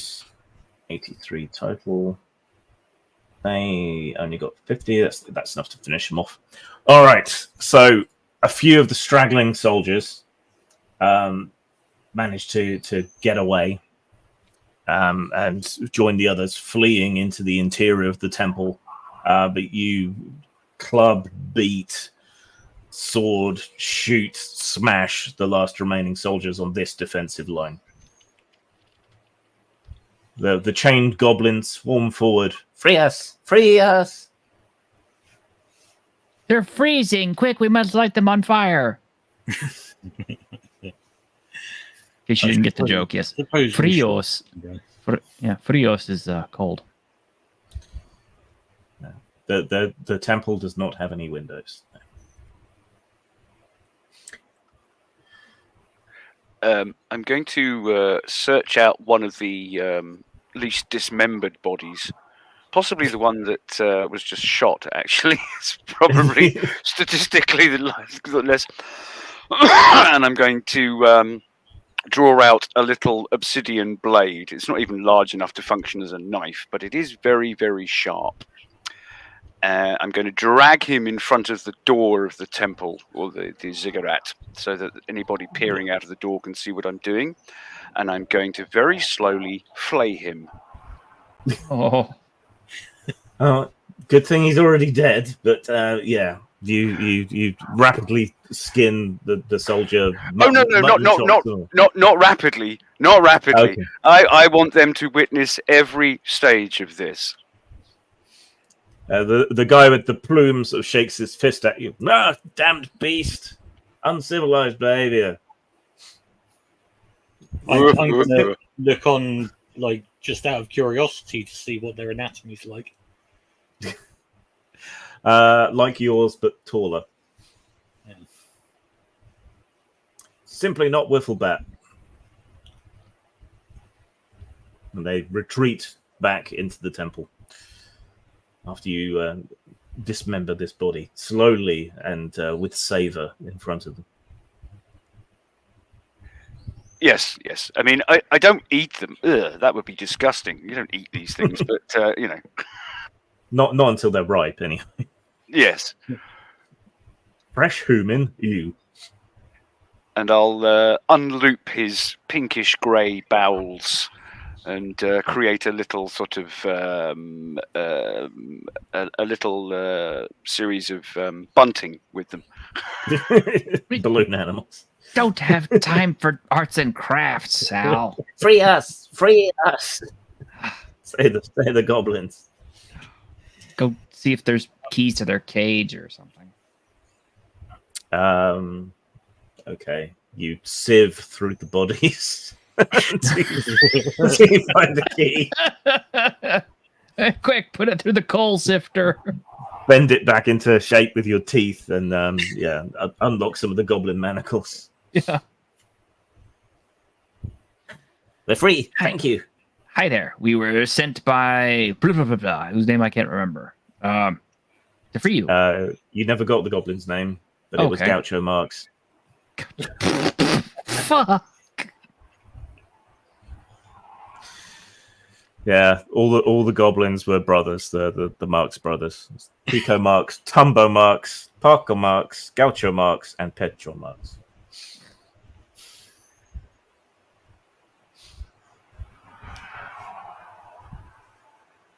That has been Latin America's problem. Too many Marxes. Yeah. Oh. There's an ongoing debate as to who is more funny, Laurel and Hardy or the Marx Brothers. The Marx Brothers, like, by far. Yeah, reckon. All right, then. No. Now what? Well, he says, calling towards the door. Are you coming out, or are we coming in? Go stick your head in a pig. Not a bad idea, but maybe later. One of the goblins, a diminutive and voluptuous female, approaches Sal and tugs on his gambeson. Her, Gabberson? Yes. Oh, no. You have many ouchies. Oh, one or two. Would you like them treated? Yes, that would be nice. Okay. Her and another couple of the freed goblins rapidly put together some poultices and apply them to your wounds. You may have 6 constitution back from their herbal remedies. And he sits there grinning like a child as they diligently work this. He's just sort of sat there nodding indulgently as they work around. Yeah. I'm going to ask one of the goblins if they've been in the temple with the humans. No, they keep us out. They don't let us back in there. Too many hidey holes, places to run away that we know. But soon, if they delve much deeper, they will awaken the Temple Guardian. What's the Temple Guardian? It's a terrible, terrible beast that lives deep in the bowels of the temple. You know, We keep almost it- certainly this thing is going to wake up and try to kill all of us because we are stupid. The humans are stupid. But if it kills them, perhaps it'll be weaker and easier for you to beat. We Right. have keeping it placated with chickens. I don't see any chickens. No, the humans ate them all. Do the dear. humans have any food or water in there? Do you know? No, they keep that out here, so they'll starve soon. I think we just sit outside the front door and wait for them to come out. Yes, let us gather food and cook it to where they can smell. Let's gather their friends and cook it where they can smell. I didn't say what kind of food. I'm not going to eat it anyway, so. Oh, I'm not going to eat that. It would be disgusting. But the smell might entice them out. I don't think Sal's very picky. Well, the goblins can help you make camp. Yeah, really. No, you're having magical advice from a distant wizard. Oh, boys, you forgot your explosive. Roll, roll, roll, roll. The goblins quickly set up a cooking station using the humans' pots and pans and ingredients and stuff they've left out, and start making refried human beings. You know, you can make tortillas out of bone. Yeah, goblins probably know that. All right, so you're just going to camp out and wait. Well, I mean, if we can hire a mariachi band to play outside and make it seem extra fun. Ah, what the hell? 3 of the goblins are mariachis. Oh, good. We'll tell them to play La Bamba. Is there Or any, La Bomba. Yeah. Are there any barrels of explosives left? There are barrels of powder around, yes. Can we roll some in? Can. You could. They've probably stationed somebody on watch. So it's whether you can get past them or not get noticed. We'll roll it at them and see how long they stay there. Yeah. Okay. Whomst among you is going to roll the barrel of gunpowder up? Well, Sal's the strongest, so easily he should be able to. Are you sure? Are you really sure that this is a strength-based task? Well, you could throw it. I'll give it a go rolling one. I'm a skeleton, okay? I'm not really super strong. Okay. Please make a luck roll. There you go. You see, that's you didn't want me doing that. Oh, Luck roll. Yeah, I'm screwed. my luck's not all that great either. I thought it was going to be strength. You Well, were you've about got- to say a strip roll. You've got enough strength to roll it, and you can't really be stealthy, so it's luck really whether they notice you or not. Okay. Luck is 15. Okay. You are spotted or heard with the thump, thump, thump as you sort of heft the barrel up the steps of the pyramid towards the entrance. One of the soldiers steps forth with his musket and aims it at the barrel. What do you wish to do? Roll it at him as quickly as I can if I see him aiming his musket at it. Okay, make a dexterity save. Oh, I actually have some bolas. Yeah. Might be able to prevent this. Can you make a dex roll as well to see if you can hurl before he fires? Yes. It's a straight up 28. 2d6. Sorry, what did you get? 28. 28. Okay, that's a success. You roll the barrel at him before he can fire. Yeah, I don't with an 18. I shouldn't think. No. Okay. So the barrel rolls towards him. He was aiming for the barrel. He fires. Okay. Yeah. The shot strikes the barrel as it rolls towards him and explodes. There is an earth-shattering roar, a big blast of smoke and flame, and the entrance partially collapses down upon him, swallowing him up. Yay! And then some bolas go thunk against him.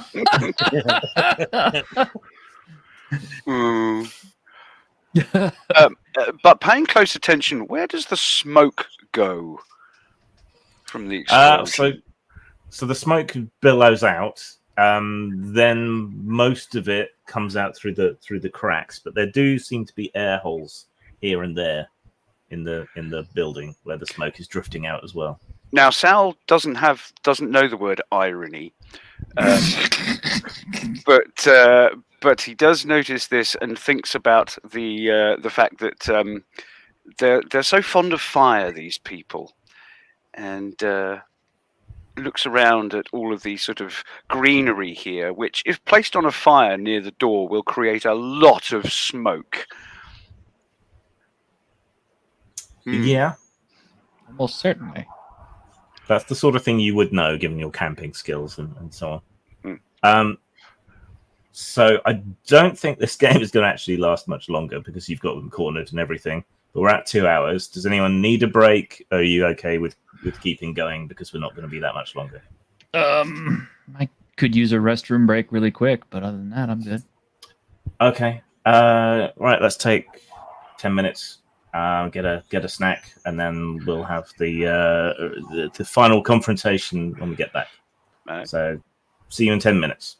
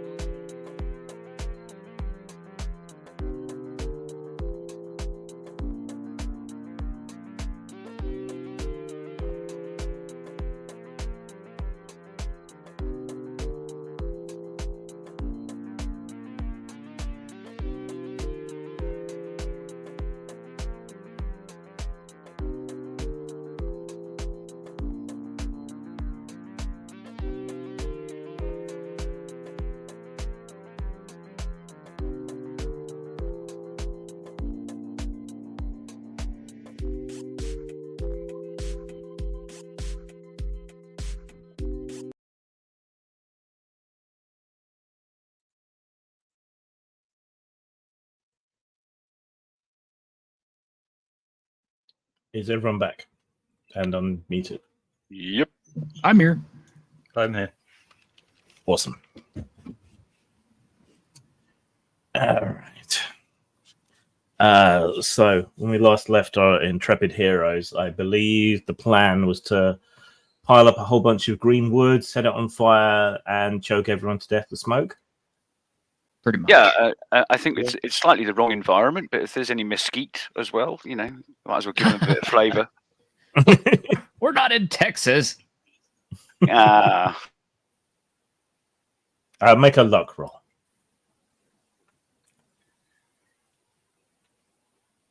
that'll be somebody with more luck than me, I would guess, or hope.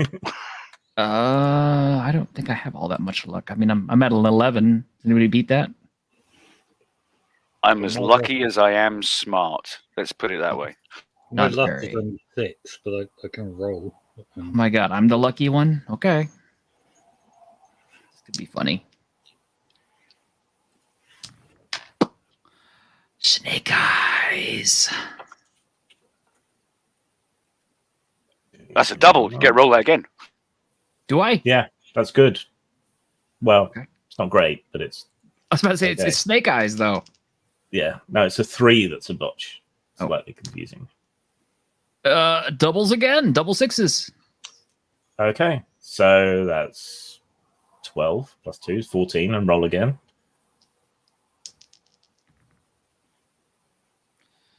So that's, 19. So with my yeah. luck, that's 20. That's a 30. Damn. Yes, there is actually some mesquite. Hey. Apparently, the humans brought it from further north. Guys, there's a whole mesquite grove over here we didn't notice. So yes, you can add that to the mix. Had a nice Right. smoky flavor to them. Yeah. Have you guys ever Um, eaten anything that's mesquite grilled? No. So I remember learning in primary school that Aztecs would punish their kids by putting chilies on the fire and holding their kids in the smoke. I don't know Yeah, how- that would work. Could we chuck some chilies on? Yeah, sure. Why Yes. not? Make There's it plenty. I mean, they're going to Plenty die. growing wild They around can here. die in horrible pain. We're adding mesquite wood. We're throwing chili. I mean, why don't we just go get some chicken and some onions and shit and make fajitas on this fucking thing? That's a great plan. Can I make a luck roll to see if I can find these things? Oh my god. Well, they ate most of the chickens, but yes, you can make a luck roll. Maybe you could find some shrimp or Well, I got 11, so probably not. No, you're out of luck there. But yeah, you create a kind of circle of green brush and grasses and things. The goblins help you fetching and carrying all kinds of things. Just like when we were slaves. Pile it all up, set fire to it. Big clouds of white smoke emerge and begin infiltrating the temple through the cracks that the explosion set off. After a while, you start to hear choking and then attempts to break out through the rubble at the entrance. Eventually, though, things go quiet. You leave it a bit longer and then, clear away the burnt up remnants. Listen at the rocks. Yeah, you don't hear any more gasping or struggling or anyone trying to claw their way out anymore. I think the dinner's done.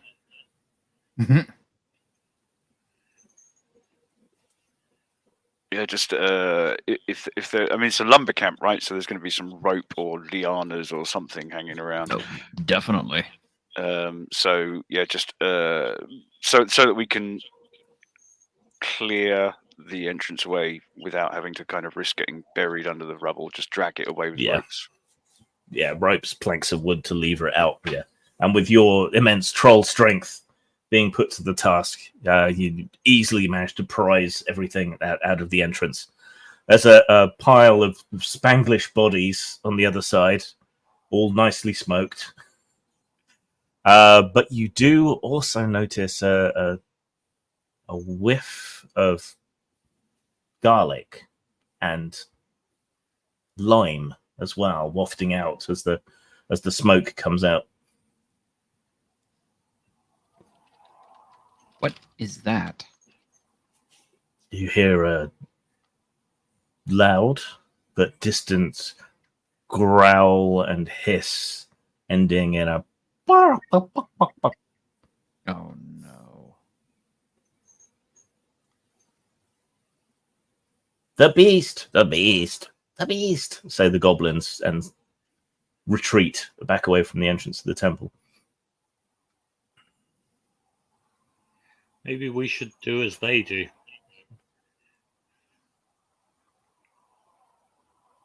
Yeah, withdraw with them. But is the beast a fussy eater? Think No. he was probably eat trolls. I might get lucky. Maybe he doesn't want to gnaw on bones. The Well- the goblins shake their heads. No, It can eat anything. There's plenty of smoked humans over there. Should keep it fed for a while. I was as you say, to eat some, but as you say that, an enormous sticky pink tongue comes flying out of the cave mouth, slaps against one of the bodies, and drags it back into the temple. Oh no. After a short while and some crunching sounds, a breastplate and helmet are spat out of the entrance and go ting, ting, ting, ting, ting. I was going to suggest opening the can for it, but okay, that's fine.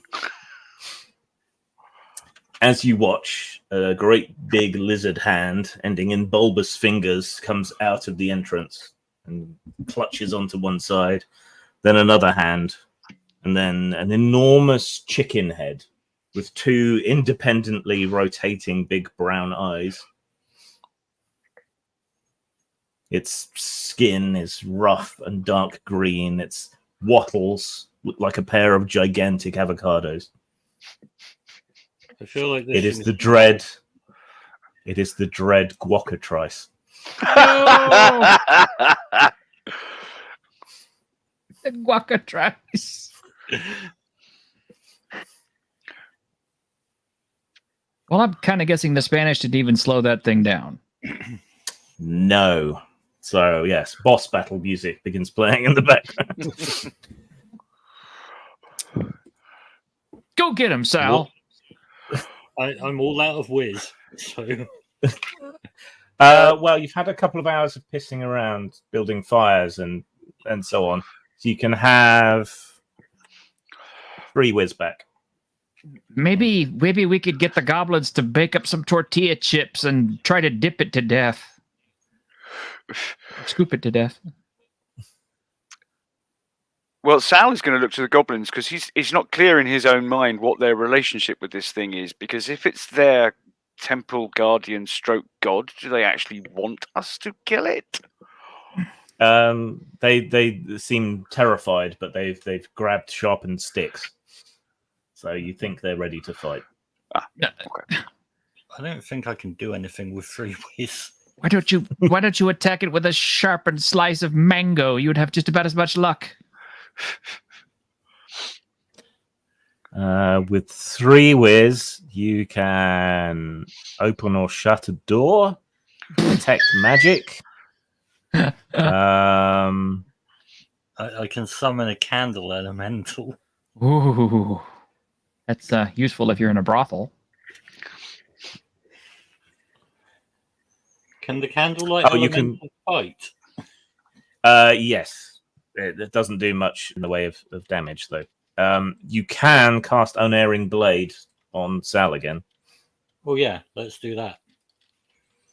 Okay. So that will last for 2 turns.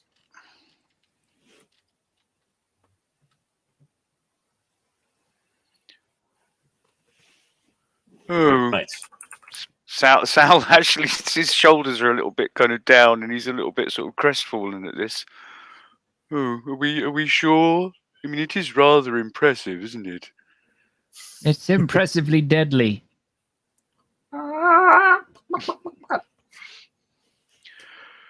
Oh. Oh. Oh. All You can do right. it, Sal. You can do it. It crawls out of the entrance, and the stench of garlic and lime becomes overwhelming. But thankfully, you're outside. If you were inside, you think it would make your eyes water too much to fight effectively. Sal looks down at this dwarf. Yes, I know I can do it. It's whether I should do it that's the question. I bet it'll taste good if we cook it afterwards. Hmm. Can't argue with this logic. I mean, it's making me look hungry, and I don't even eat. It's just been fed smoked human, and you know. Oh, it's like one of those dishes that they serve, isn't it? Where there's a human inside a cockatrice inside a. No, I think it's an appetizer, so that means there could be a tarantulas somewhere around here. Yes, you should have made those. I should have done. Just All right. for the supplement, I guess. Yeah, why not? I mean, I could, So, I could riff on It my own crawls down the ethnic food. steps towards you, intent on violence. All right. We could just feed it goblins, and then when it gets full and goes to sleep, we could kill it while it's sleeping. Do we get a vote? No. Might as well be fucking slaves still.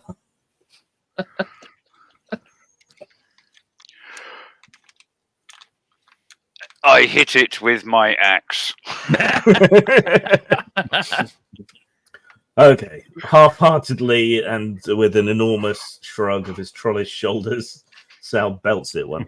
What are you two doing?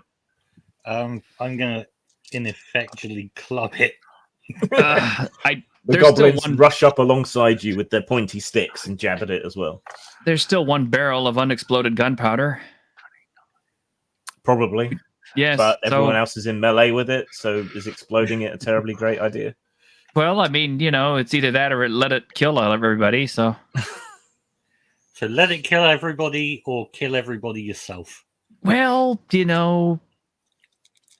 we accomplished the mission either way. I'm sure Sal can survive it. So, yeah, we'll do that. We'll do the barrel plan.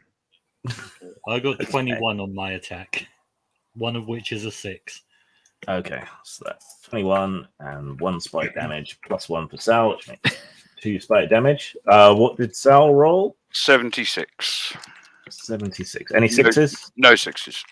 No just- sixes. Nope. It's been unbelievable. I had one roll where I had like 5 sixes in one roll, and everything else I've had barely any. I have one spell, but I can't cast it. Yeah, you know how to cast it, you just can't. I'm stupid. T-shirt, can you make a dexterity save, please? Well, I can roll it. I can't say I can make it, but that would be a 13. Right. So you grab the barrel of gunpowder, fully intent on blowing this thing up, and swing it at it, but its lashing tail just knocks the barrel flying into the forest. There is a Yeah. distant explosion. Well, shit. But I'll let you join in the combat anyway with your Wakizashi, because you're a weeb. Okay. Yes. Harryhausen! 13, 14, 15 from spite. So one of those is a 6, yeah? Yeah. Okay. So 14. 70, 80, 96, 97, 107, 111, and 3 spikes. Which so. Right. The goblins charge in to fight alongside you. Not quite sure how much use that is going to be. They're only armed with a pointed stick.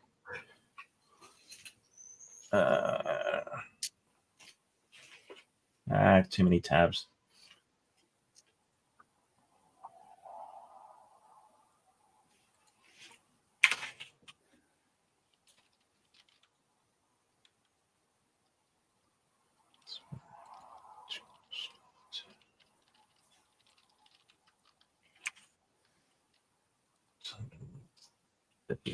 Okay, the Gwakatrice rolls its attack.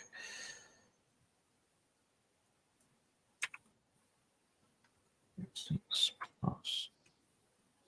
It can eat anything. It doesn't mean it should, but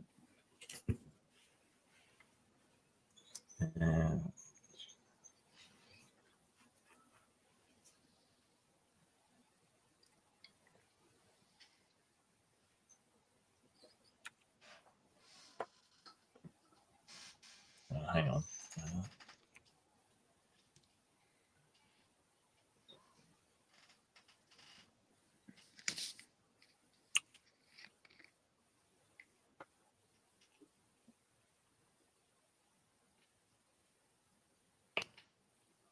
Okay.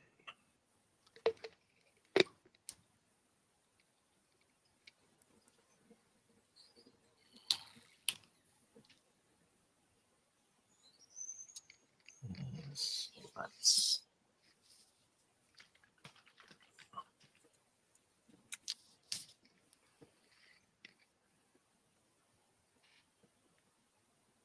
so you do beat it. So all of you ganging up on it seems to be doing the job.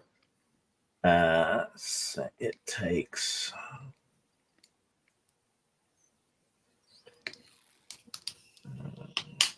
62 points of damage. wow. It's actually convenient math.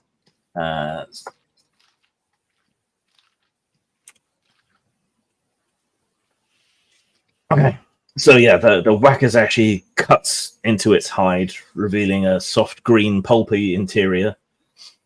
Inanna's club beats against its thorny hide. You're not entirely sure how much good you're doing, but it does seem to be leaking some kind of citrusy juice. Sal, however, is clubbing it mightily about the head and neck, knocking its head left whilst and right. weeping. Whilst weeping. Okay, then it takes another 5 spike damage. And it does 3 spike damage to Sal. So it manages to rake its claws across your chest, tearing open part of your gambeson. And that bypasses armor, right? Spike damage. Yeah. Yep.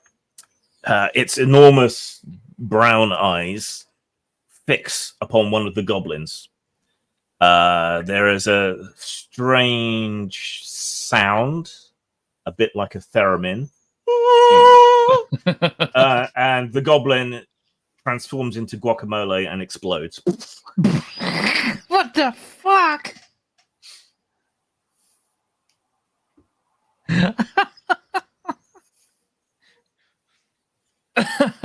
We just need to open a restaurant, okay?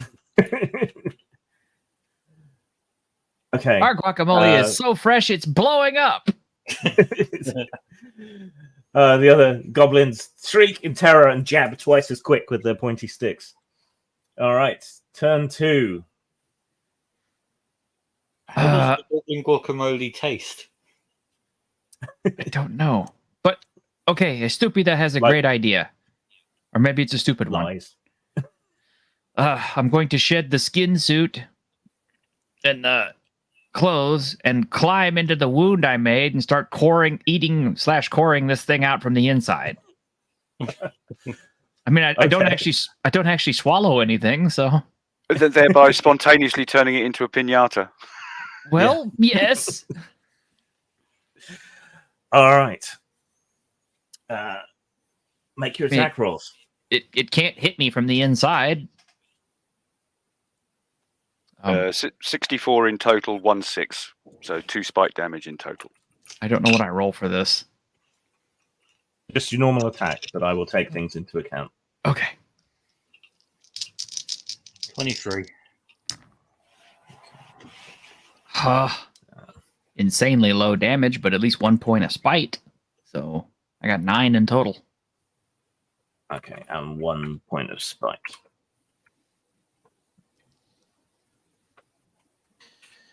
What did Inanna get?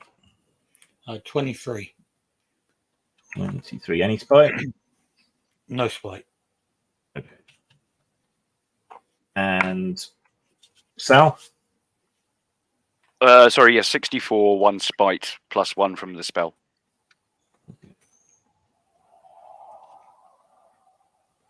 So it's 140 combat total.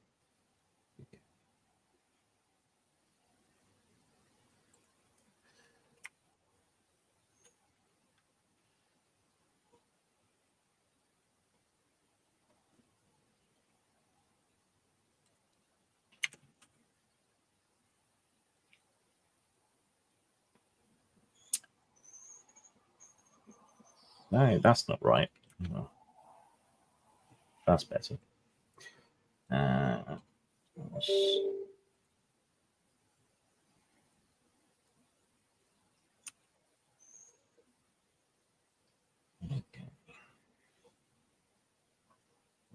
2.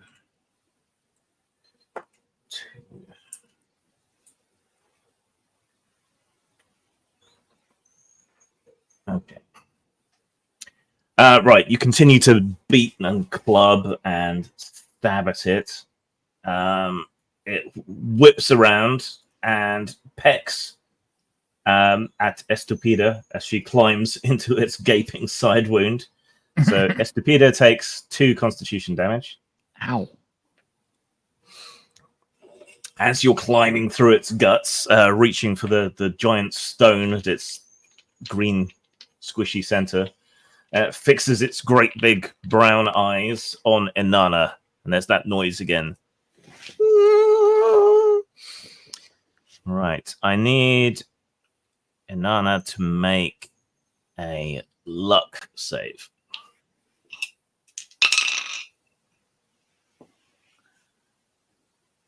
$13.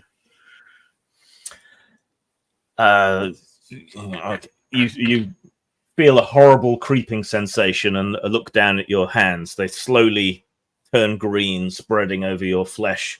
You start to melt and collapse and then explode, scattering guacamole in all directions. However, deep inside the creature, Estupida finds the big brown wooden heart of the thing and drives her wakizashi deep into it. It shrieks its last cry of defeat and victory simultaneously and collapses. I was just thinking how nobody's died in one of these for a while. and then what's the background you've got, by the way? The crazy This one? blue goblin thing. Yeah, that's kind of what the thing looks like, but more colorful. Is that by anyone, or is that like AI generated? That's it. It's an AI thing with a few influences from South American artists and Massimo Bellardinelli, who drew quite a lot on Mesoamerican stuff for his comic book illustrations. All right. But despite losing your compatriot, you have successfully beaten the thing to death and liberated the goblins. They fill your purses and your backpacks with shiny rocks, and you are able to return to report back to Gaucho Marx that you've liberated his people and driven off the Spanglish. Can we ping Ghoul's comment? Which one? The last one. If you're not swallowing, it doesn't count. Well, I mean, technically I'm swallowing, but, you know, I'm a skeleton, so everything's kind of just passing right on through. So other things I came up with that I didn't end up throwing in. The Chalupa Cabra.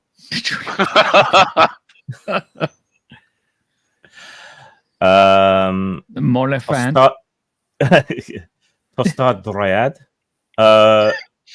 Luchadork. The Luchadork. Ghost chilies, which are literal spectral chilies. The Lamelion, which is a llama that crawls around on surfaces and can change color. And there was going to be a mimic pinata at some point. I'm happy with Estúpida, but I really wish I could have gotten to have played Puna Magica just because it's a luchador, and I would have had so much fun with that. But because I'd have been, oh yeah, it's time to elbow drop this motherfucker now. I'm gonna rise to the cream of the top because everyone knows cream goes good with guacamole.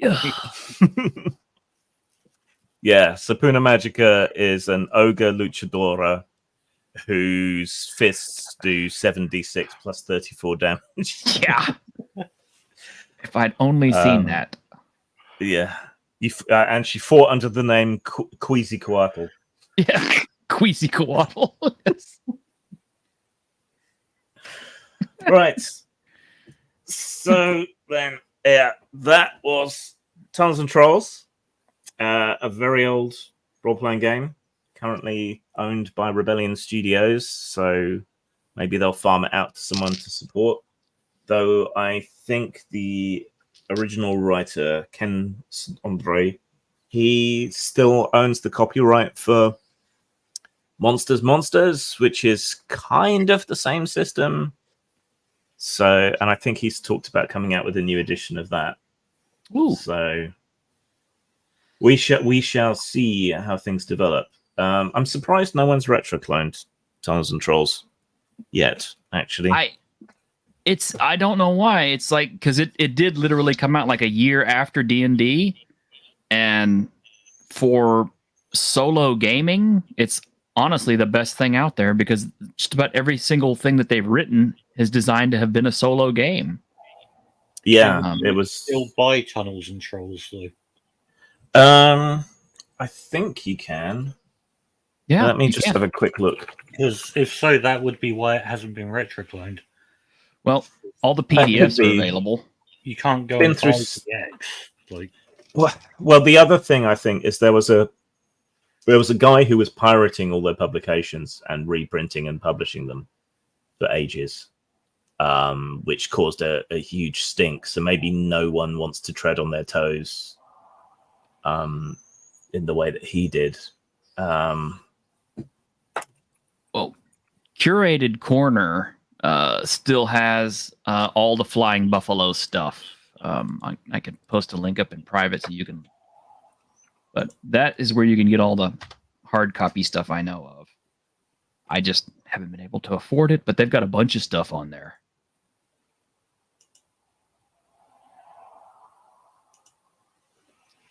You can also check up on eBay because sometimes, well, I like Legenda and stuff like that. Brand new editions, they put them out on eBay. I don't know why, but they do. You can get the PDF, but they don't have print on demand that I can see. I know, and it pisses me off. It's of all the stuff that you need print on demand.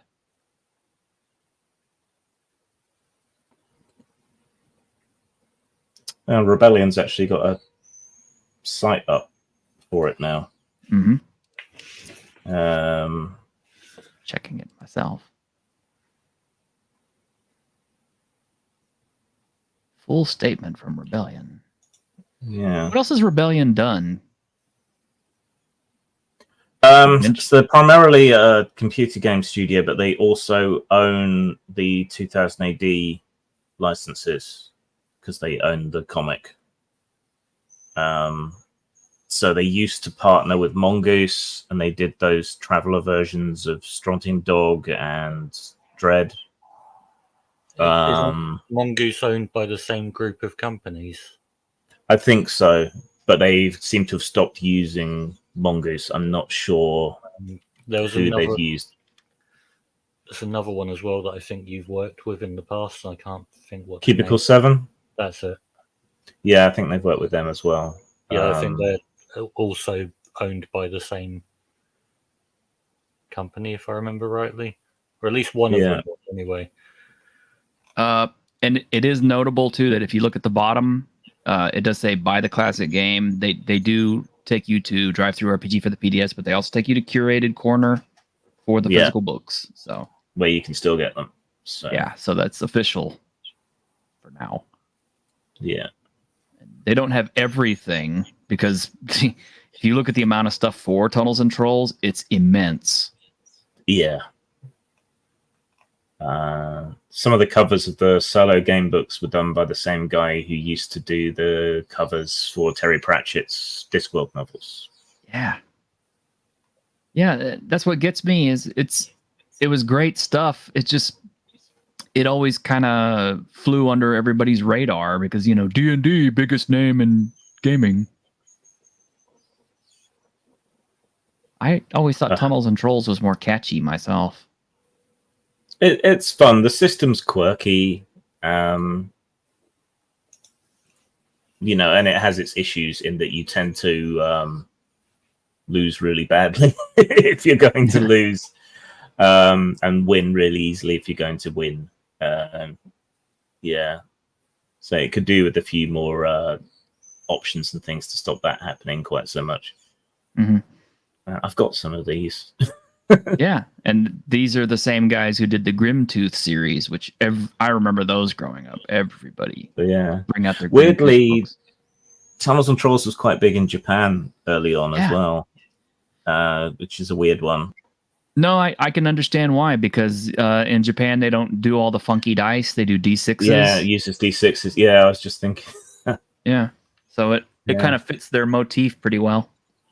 Oh, that's wait, we should try. War? I forgot they did Nuclear War. Yeah, sorry, what were you saying? War.